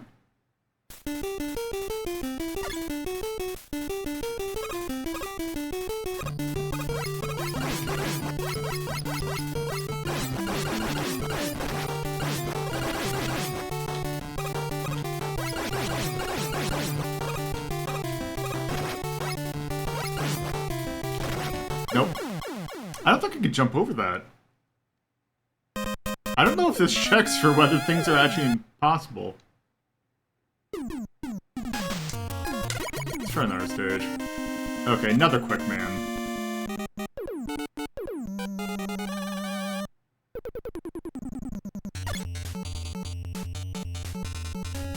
That's two different seeds that have Fireman as quick mans. Wait.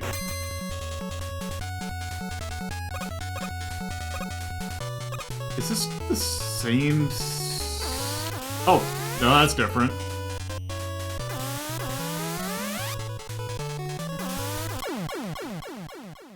Okay, that's... Yeah, this does not check for where it puts things, which is kind of a slight problem. So, I think we have seen enough of Mega Man 2 Randomizer.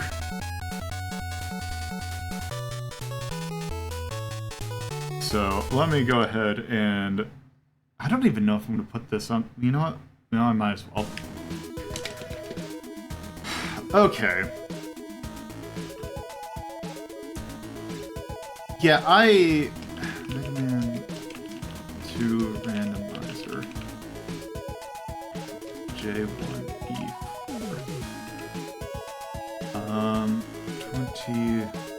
17 by Duck Fist. The NES. It's an action game, and it is in fact anime based. Oh! What the hell am I gonna put this at? Except for also... Okay.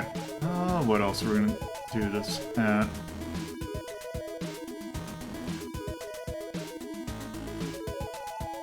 You know, actually with... Because we put stuff like ZZT and... I'm kind of thinking of putting that at, because if you just do damage, it's fine. But you can really mess something up with that, as we saw very clearly. I can't really denote any other things, because a lot of it's just based on other stuff. So, yeah, that's, there's not a whole lot you can really do with that. it's pretty. I mean, there's a lot you can do with it. There's nothing like very set in stone. You can have either a decent experience or it can go south very quickly. But anyway, before we continue, I will actually be right back.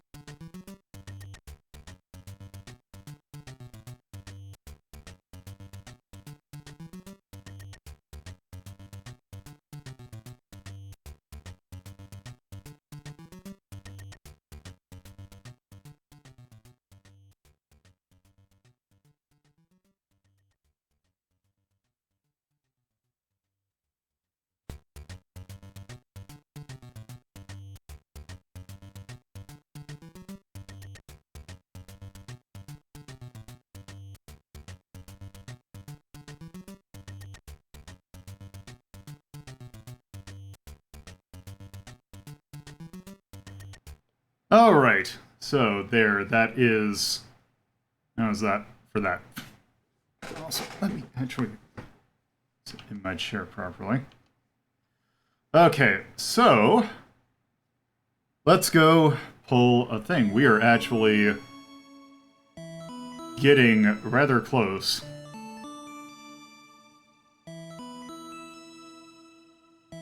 to the end.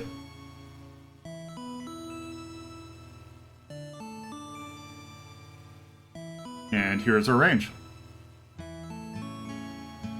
So, let us pull another card.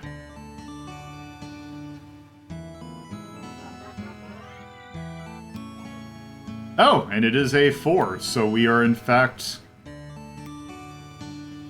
on to the last set of things.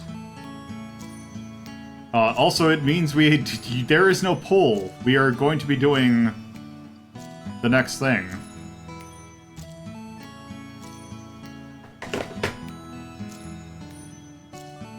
And so, what is the other thing that was next to Castlevania?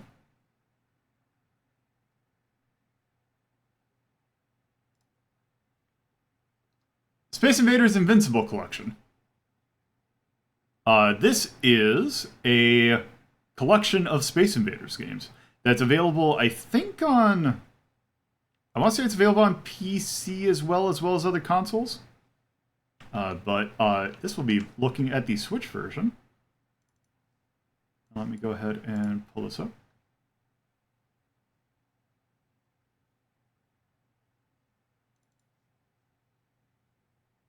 Also, let me go ahead and turn this off.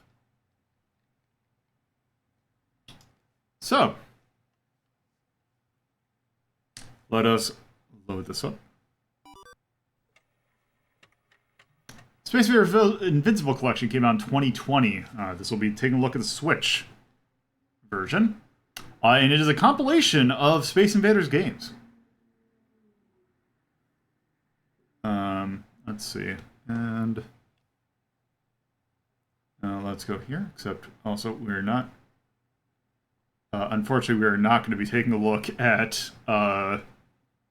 Oh, also I need to do this. Yep. And also I need to do this. Oop.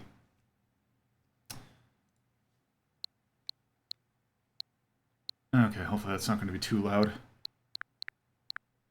So, let us take a look at this.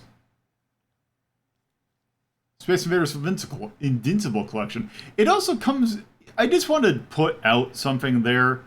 The fact that it was listed as like, oh, this is the first console port of the mobile phone game Arkanoid vs. Space Invaders.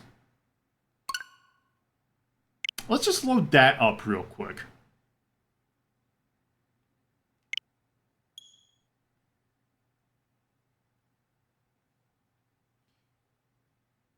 Yeah, so there is no, you have to play it like this, like it's a giant mobile phone, which was very annoying.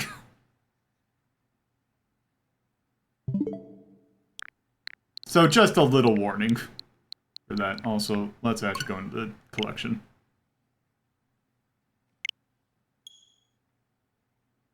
I'm going to be mostly looking at the old games on here. It is, but I was kind of hoping that they did some sort of gamepad thing so I can play it on a bigger screen other than my phone. Which I guess technically I can play with the Switch, but also...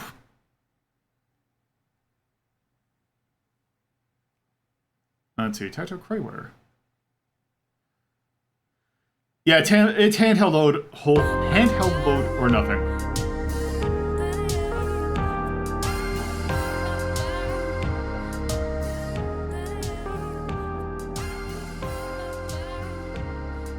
So, it's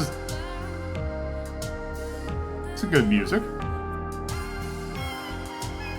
Anyway, let's go. Okay, so what do we got?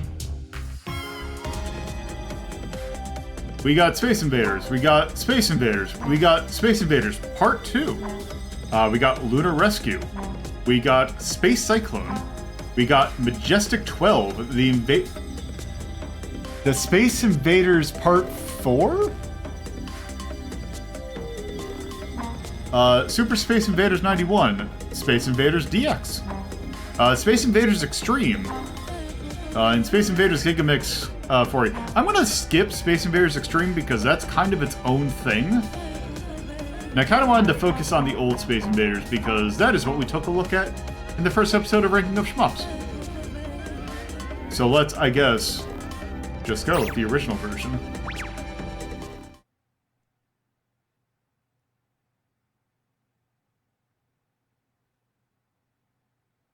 So, I wonder if it has any visual options. UFO counter. Huh. Okay. No. Okay, we're just gonna leave it open. So, okay.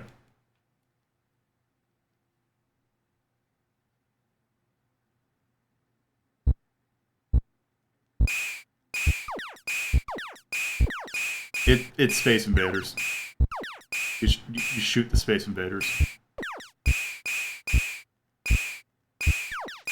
I feel like this game really does not need much introduction. It's Space Invaders. Those are some Space Invaders. And you shoot them so they don't invade from space.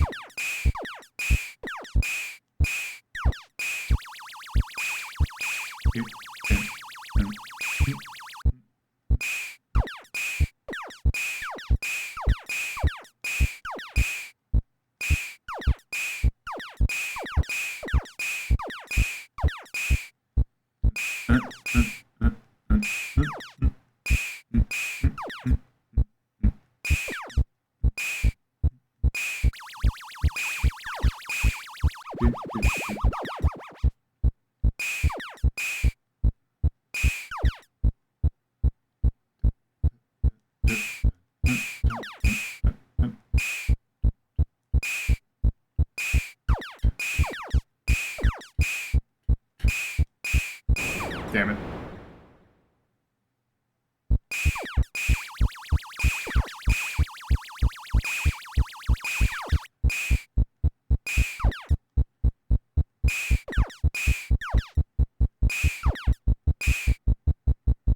Yeah, that's my favorite bit about it, is that this is...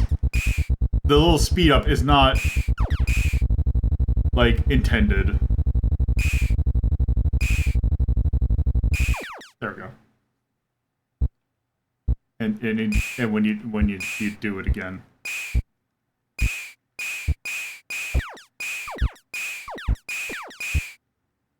Okay, it's Space Invaders. There's nowhere. That's it. Let's see another version of Space Invaders. Color version. Is it any different if there's color?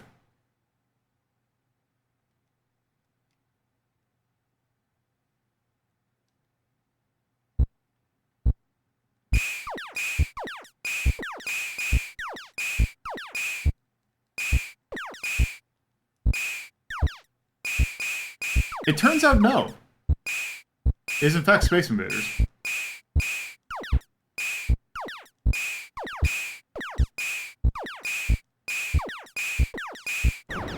And the screen goes red when you get shot. It's Space Invaders.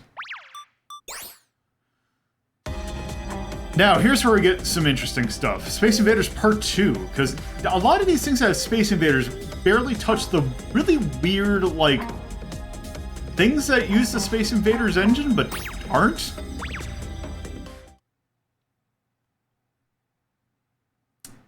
So, Space Invaders Part 2.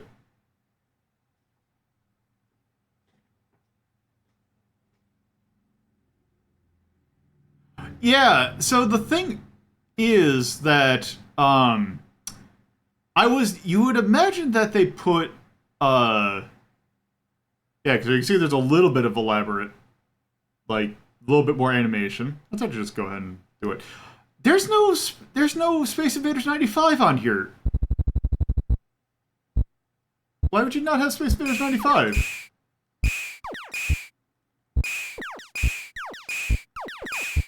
No Attack of the Lunar Loonies. Also, another thing I'd like Space Invaders Extreme is nice. Because that game's good. But, why would you not put, like, Space Invaders 95? You could have also put Space Invaders Infinity Gene on here. Because that's a game that needs more ports. Because that game's neat.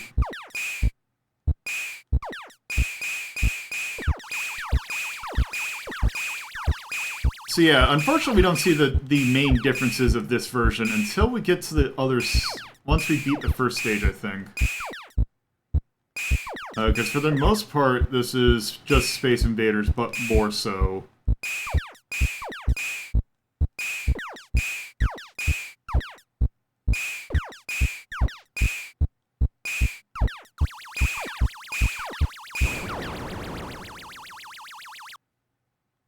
Yeah, I'm glad that that's backwards compatible. It's also something I noticed because, so... I noticed that with, after we had the issues with, Titanfall 2 and, Punch-Out, oddly enough. I know they've just cracked down on having it in the retail mode, but the Xbox Series X can actually handle some emulators. Namely Dolphin and, there's a couple other ones. Oh, hey, there's a little animation here. And my Amazon card lets me put things on that it's like, because there's the Xbox All Access Pass, or thing that basically it gives you can pay off an Xbox Series X over a couple years. So my Amazon card lets me do the same thing, and I already have Game Pass Ultimate. Well, I did do that. So yeah, basically long story short, I am now, there is an Xbox Series X that is now going to my place.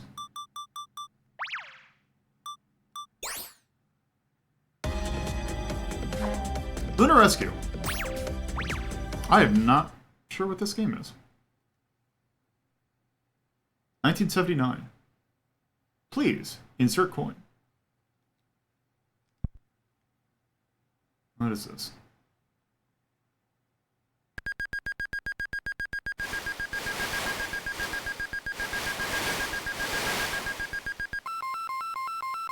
Oh.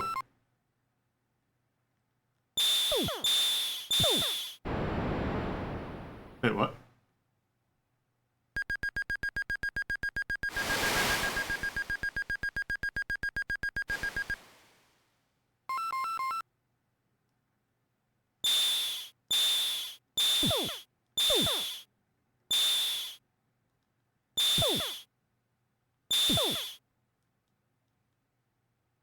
Oh.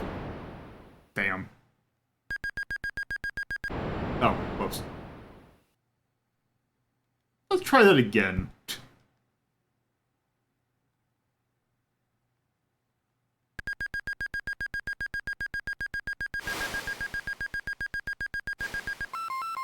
Oh, you don't even have to... You just have to...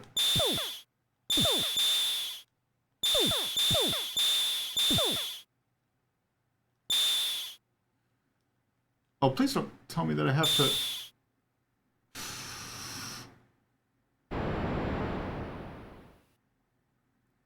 I don't like this game.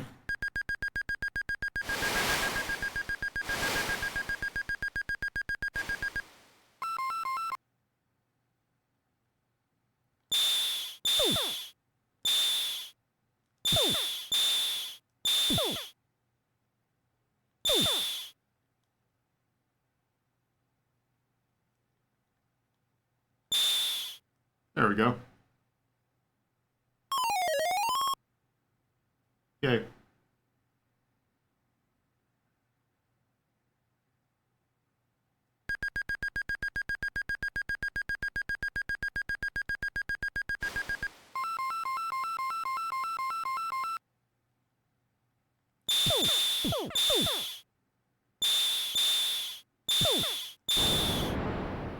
Yeah, this was not... Maybe there's a reason this one doesn't get put in a lot more stuff.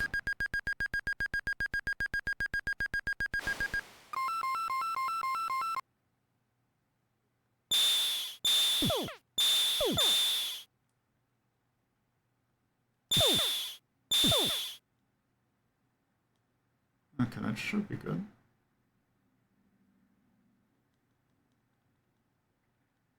And... there we go.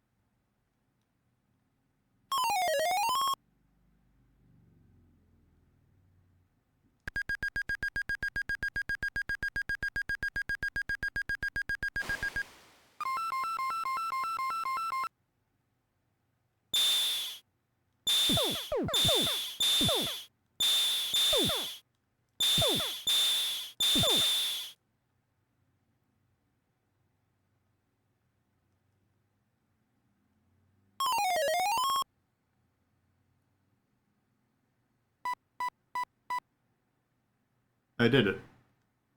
And I do the same thing, but...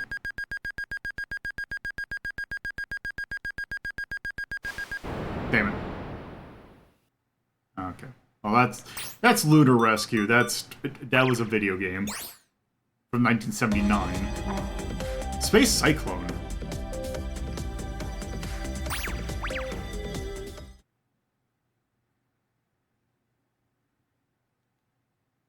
Oh, actually, let me...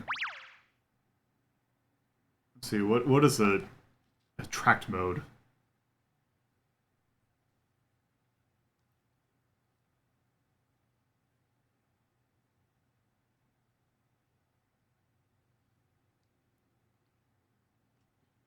Alright.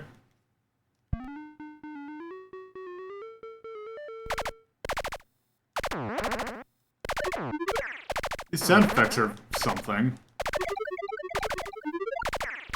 We're coming. We're coming. What? We're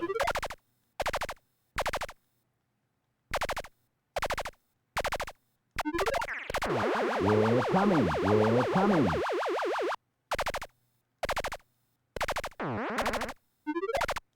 We're coming. We're coming. Gotcha. Okay.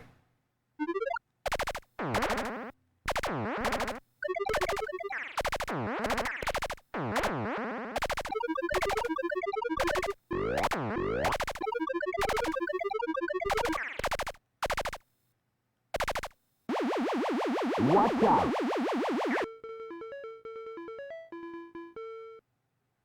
Lesson Constellation.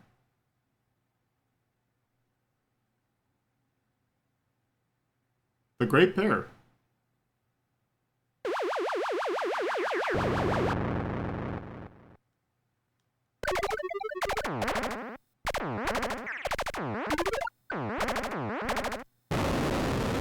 Gotcha.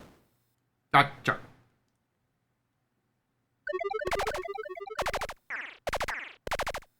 Ready to blast off.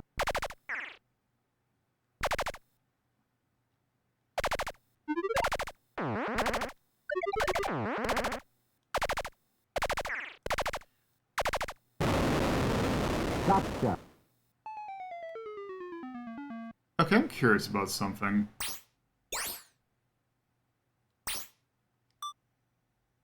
Okay, they do not, in fact, have other regions of that, guys. I'd like to see... It'd be fun if this had the... like, Japanese version of it. Okay, Majestic 12. So I want to say that this is... Yeah, because this was Super Space Invaders 91. For some reason, they called it Majestic 12 over here. I don't know why.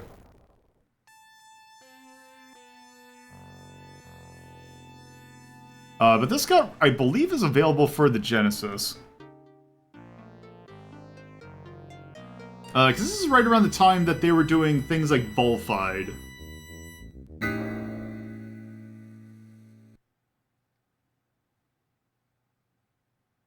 And yes, Majestic 12, The Space Invaders Part 4.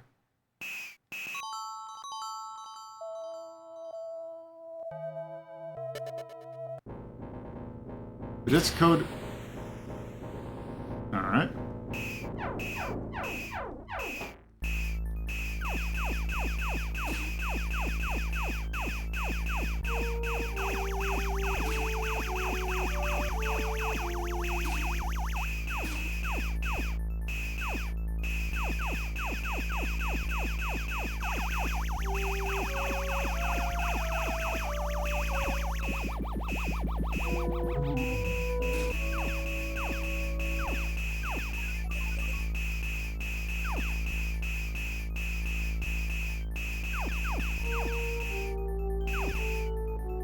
There we go.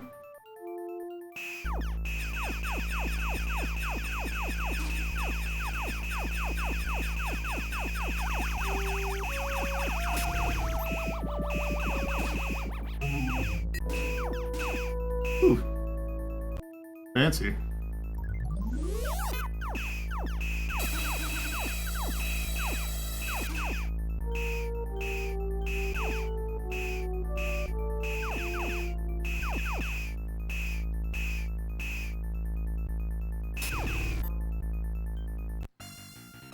Catometer. What?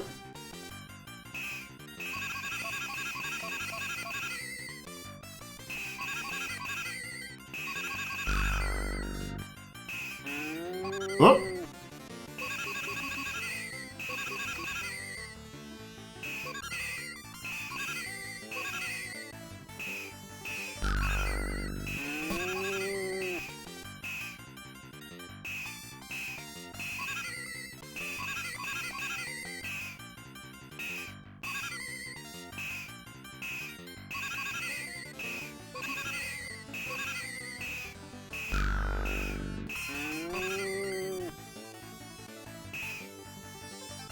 That's certainly a thing.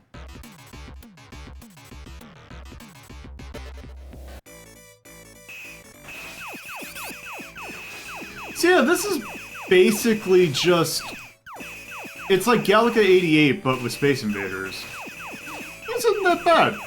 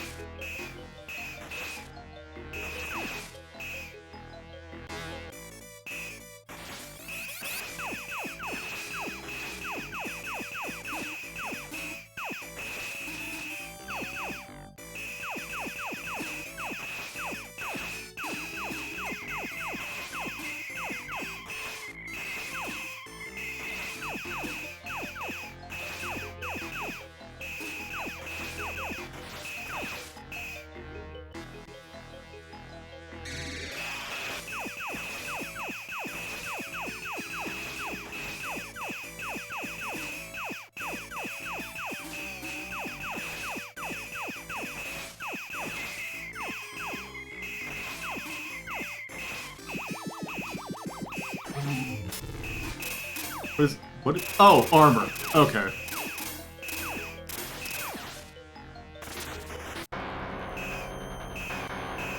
Oh, hey, a boss fight.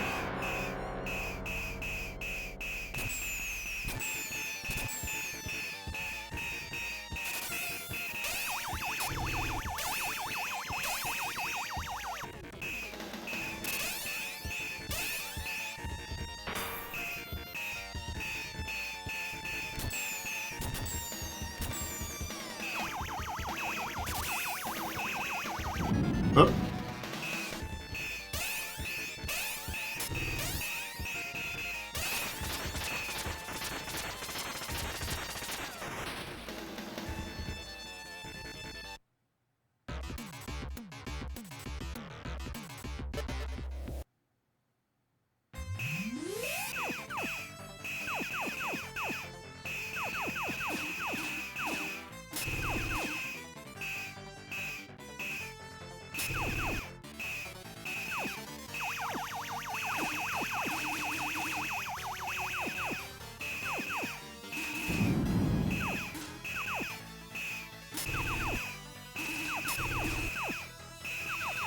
Okay, we have hit the...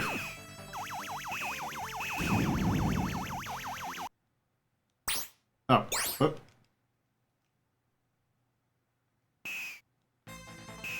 Oh, I'm gonna continue right there.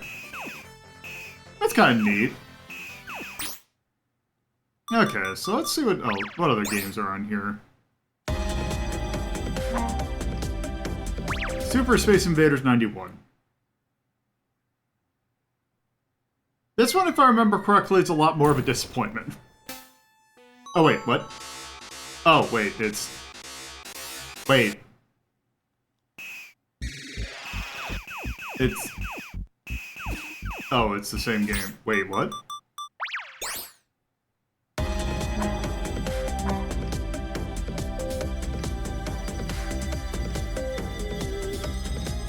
Oh. Okay. Never mind. It's the same game, you just have to play the stages and all. Okay, that's nice. Alright. This one's interesting. Yeah, it's the same game, yeah. There's just no zone select. So this one... And this one is also weird because this is a port... So I don't exactly know what the order is. If you're familiar with the thing that there is that release of Space Invaders for the Game Boy that you can fit into the Super Game Boy and you get a SNES game out of it.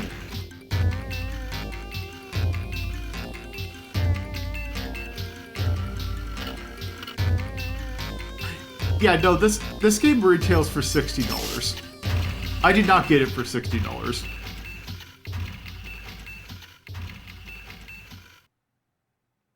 So, yeah, this is... You know what? Actually, in hindsight, this is a fascinating thing to put in a Space Invaders collection.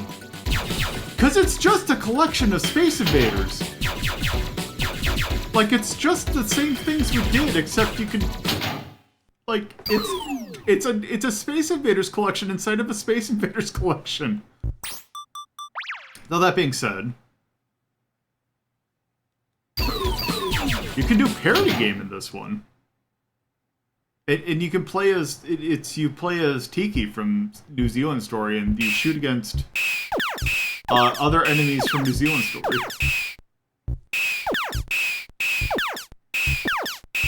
Yeah, no, this is... Also, there's the versus mode, but who cares? Wait, what?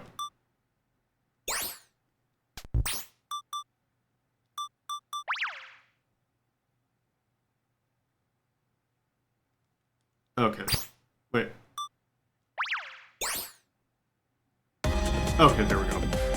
Yeah, then we have Space Invaders Extreme. This one's a bit too like, this is kind of its own thing.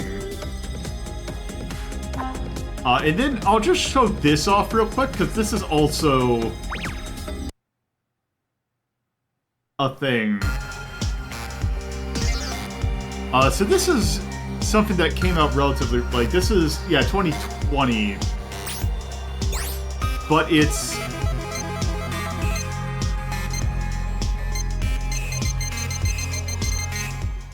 It's what if you had a really big Space Invaders?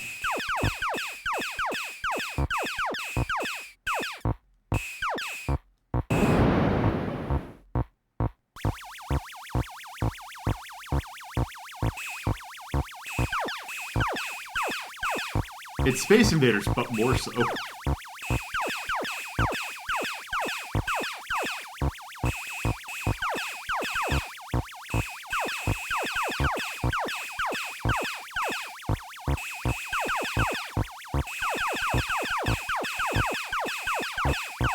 Okay, yeah, that's... I've had enough. And that's all of... That's this collection. Seriously, that's it. That is $60. 60 buckaroos for that collection. Yeah.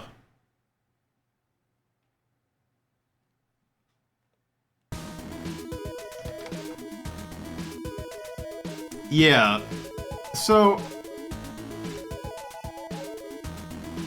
one thing I am going to put down, because we have not ranked it,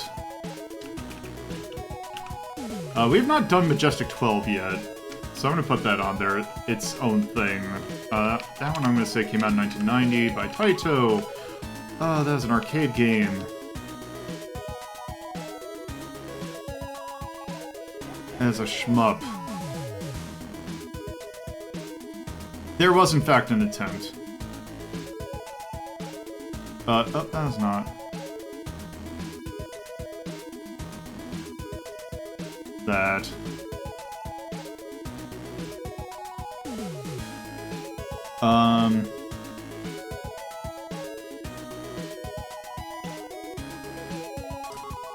That game seemed neat.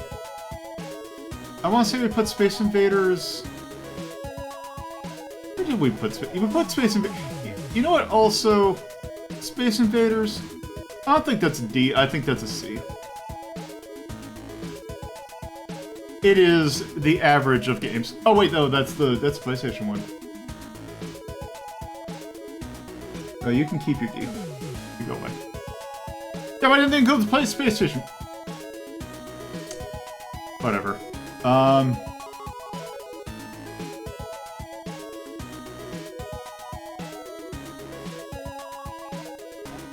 So we got Lunar Lander, we got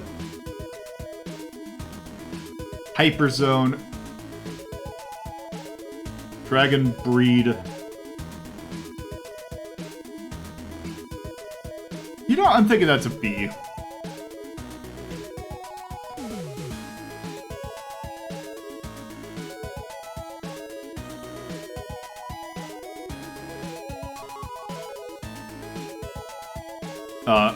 Also, I'm going to just put this down there.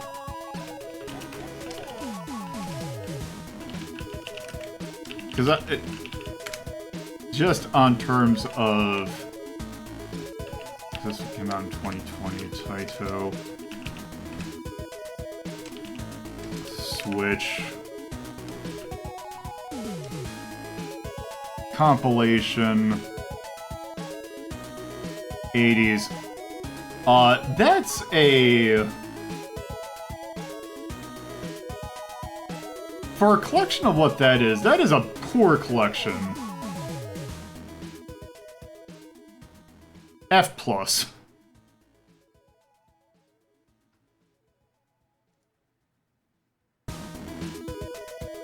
So I want to see you can get Space Invaders Extreme on its own. Most part. And you can get better. They didn't even put Space Invaders Extreme 2 in there. It's just 1. What the hell?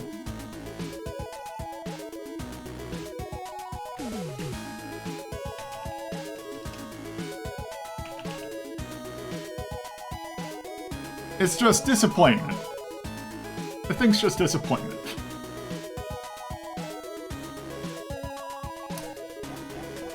Where's Space Invaders?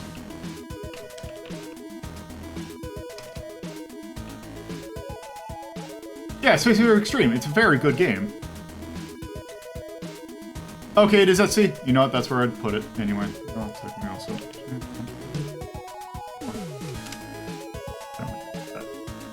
Alright. So, with that, let's see if we can sneak in one game before we head out. Or, alternatively, are we going to get a very interesting roll? Because we are towards the end. We could, in fact, hit the end here. Although I don't think... Well, we have a 25% chance we are going to hit the end. Are we going to hit the end?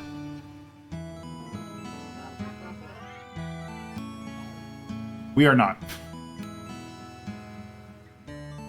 Okay, so. Alright, chat. Are we doing a shmup? Or are we taking a look at a platformer? Let's see, down. Let's see, 1 for down. Up for shmup, down for platformer.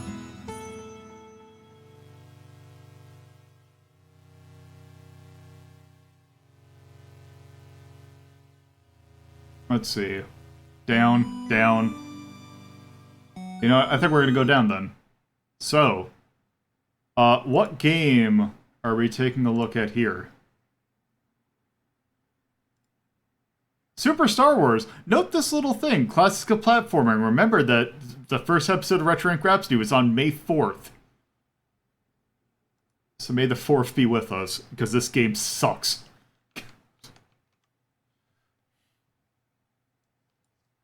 Okay, let's load this up. This will not, in fact, take long to get a verdict on this game. This game's an asshole.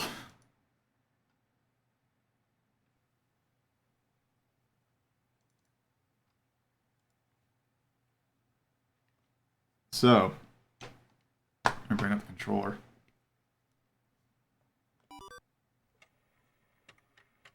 Super Star Wars came out in 1992 for the SNES. It is New Hope, but on the SNES.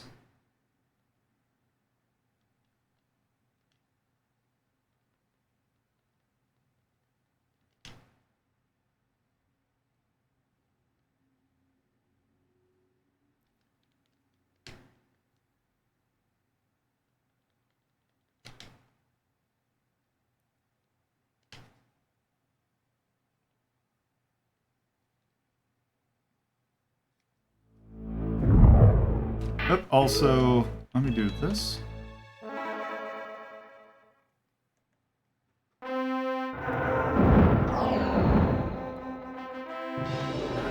Yeah, there are worse things, but also this game's a real bastard. Let's see, difficulty. We got Brave, Jedi, or Easy. We're gonna play an Easy. Now let's play... You know, I'm also gonna skip this in case the things get mad at me for it. Hey, it's New Hope. Okay, so... Oh, how does this game work?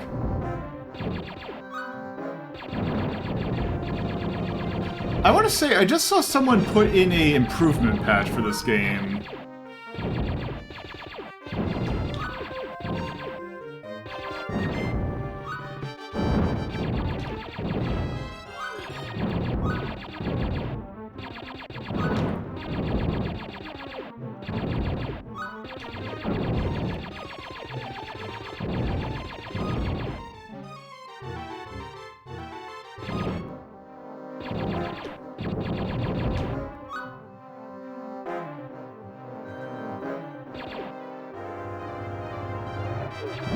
Let's see, we've got Womprats.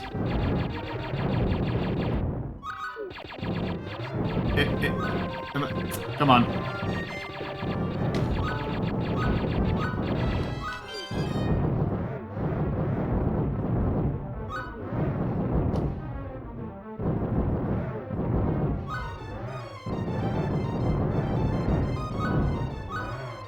I forgot, is it the first stage that ends with the Sarlacc pit?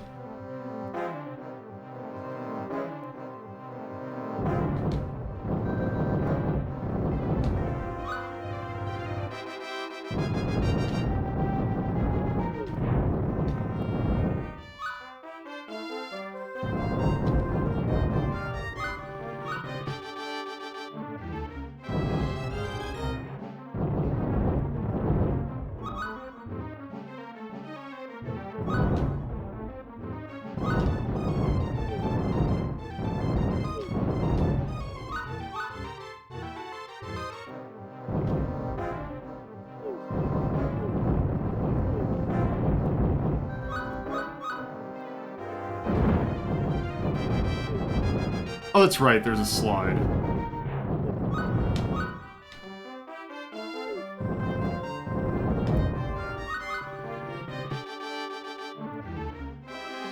Okay, yep, here it is.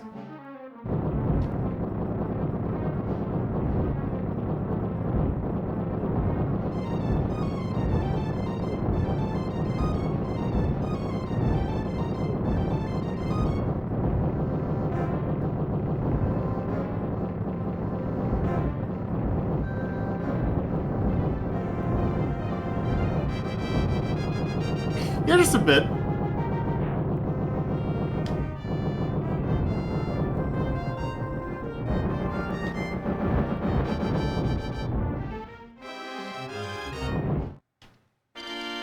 Alright, we did it.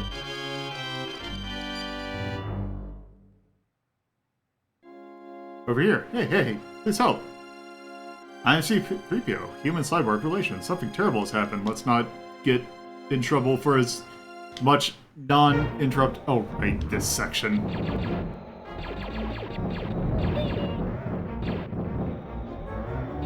That is the nice thing about the SNES, is you can get a really good Utini out of it.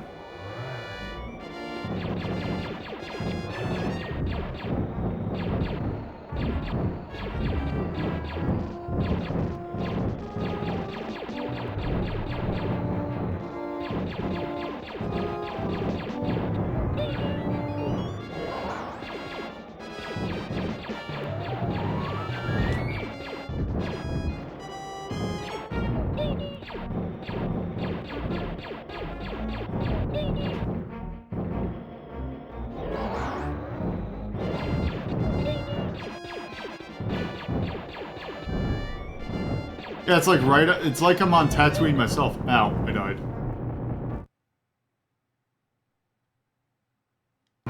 Oh, we have to do this all over again.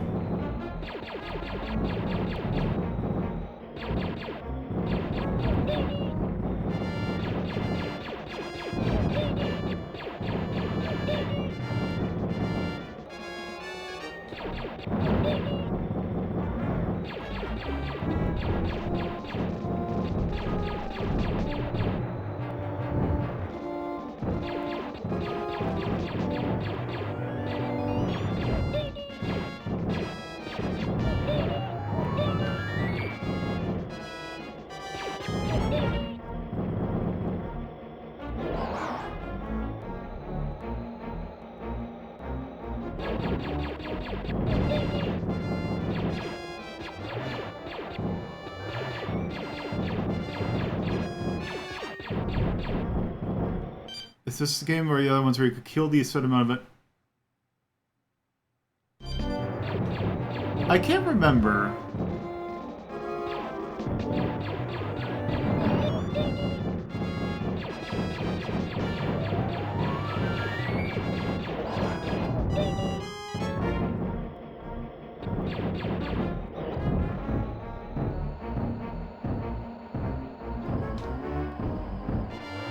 That's great.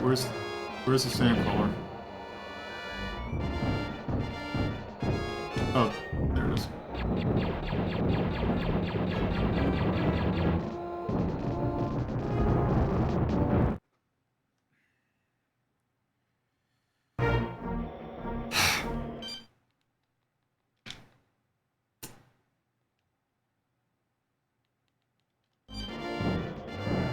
Oh, how do you do it?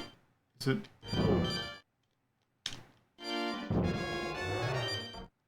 Okay, I forgot how you activate it. There's like a button press you do.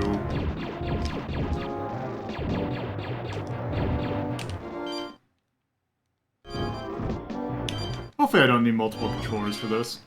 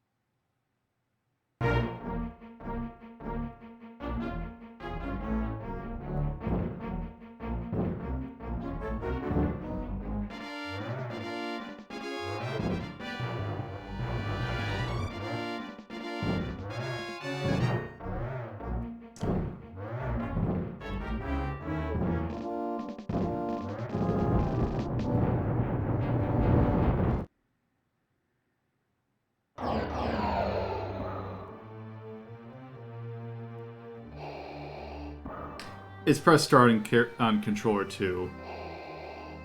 Oh, good. There's also...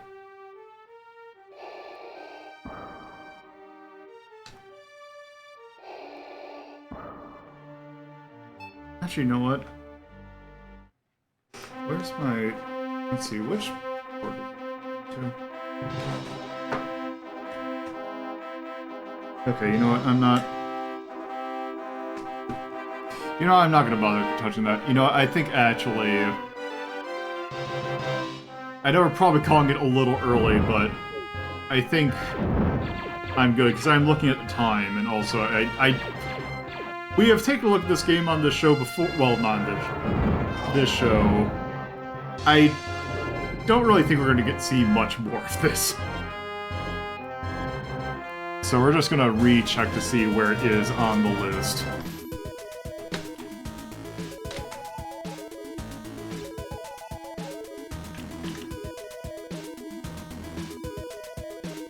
Where is Super Star Wars? Yeah, the lightsaber, which there's also like Han and Chewie, which don't play that much differently, and it gets to be a real bastard. I want to say there's also the flight controls, which are very not good. I mean, not very not good, but they're J1E4. Wait, no, that's Kirby Superstar. What? Oh, Superstar. Oh, right, that's why that shows up. Super Star Wars, it's at a D. You know what? I think that's perfectly fine.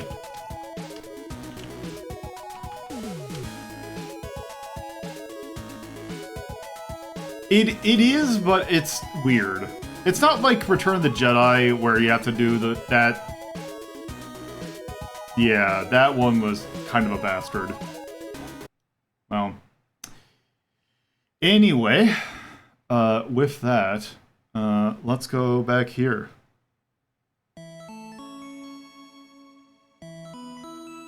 And, you know what? Let's see. We have a 50-50 chance to see, are we going to be ending?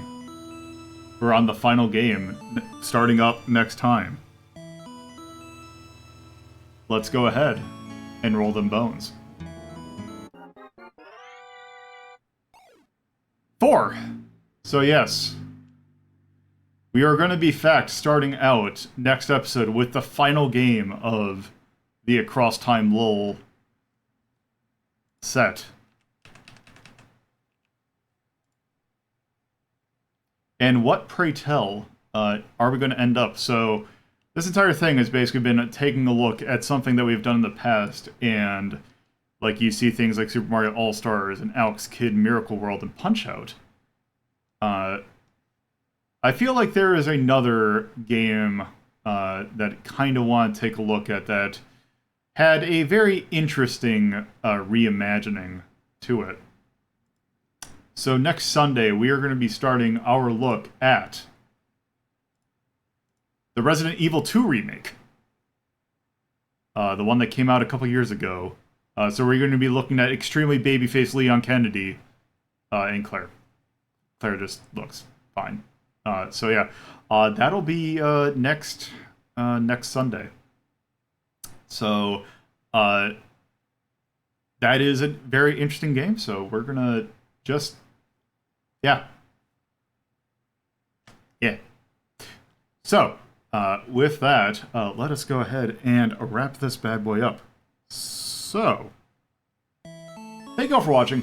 Personal Twitter / co-host is at Lolo De Puzlo, and so also you can see the other things listed in the little messages that are coming out right now, like the Discord server and the coffee channel, or coffee thing, I think. Did I put that in there? I should. But anyway, things to watch us in VODs. And you can see on screen when we go live. So there is going to be that. So yeah, next episode is going to be on Tuesday. We are going to be taking a look at Remote Control Dandy, which is a game by the developers of EDF, published by Human Entertainment, in which you are a boy who controls a giant robot with a remote control. And the game is taking the point, not from the robot's point of view, but the boy's point of view. It's a very interesting game.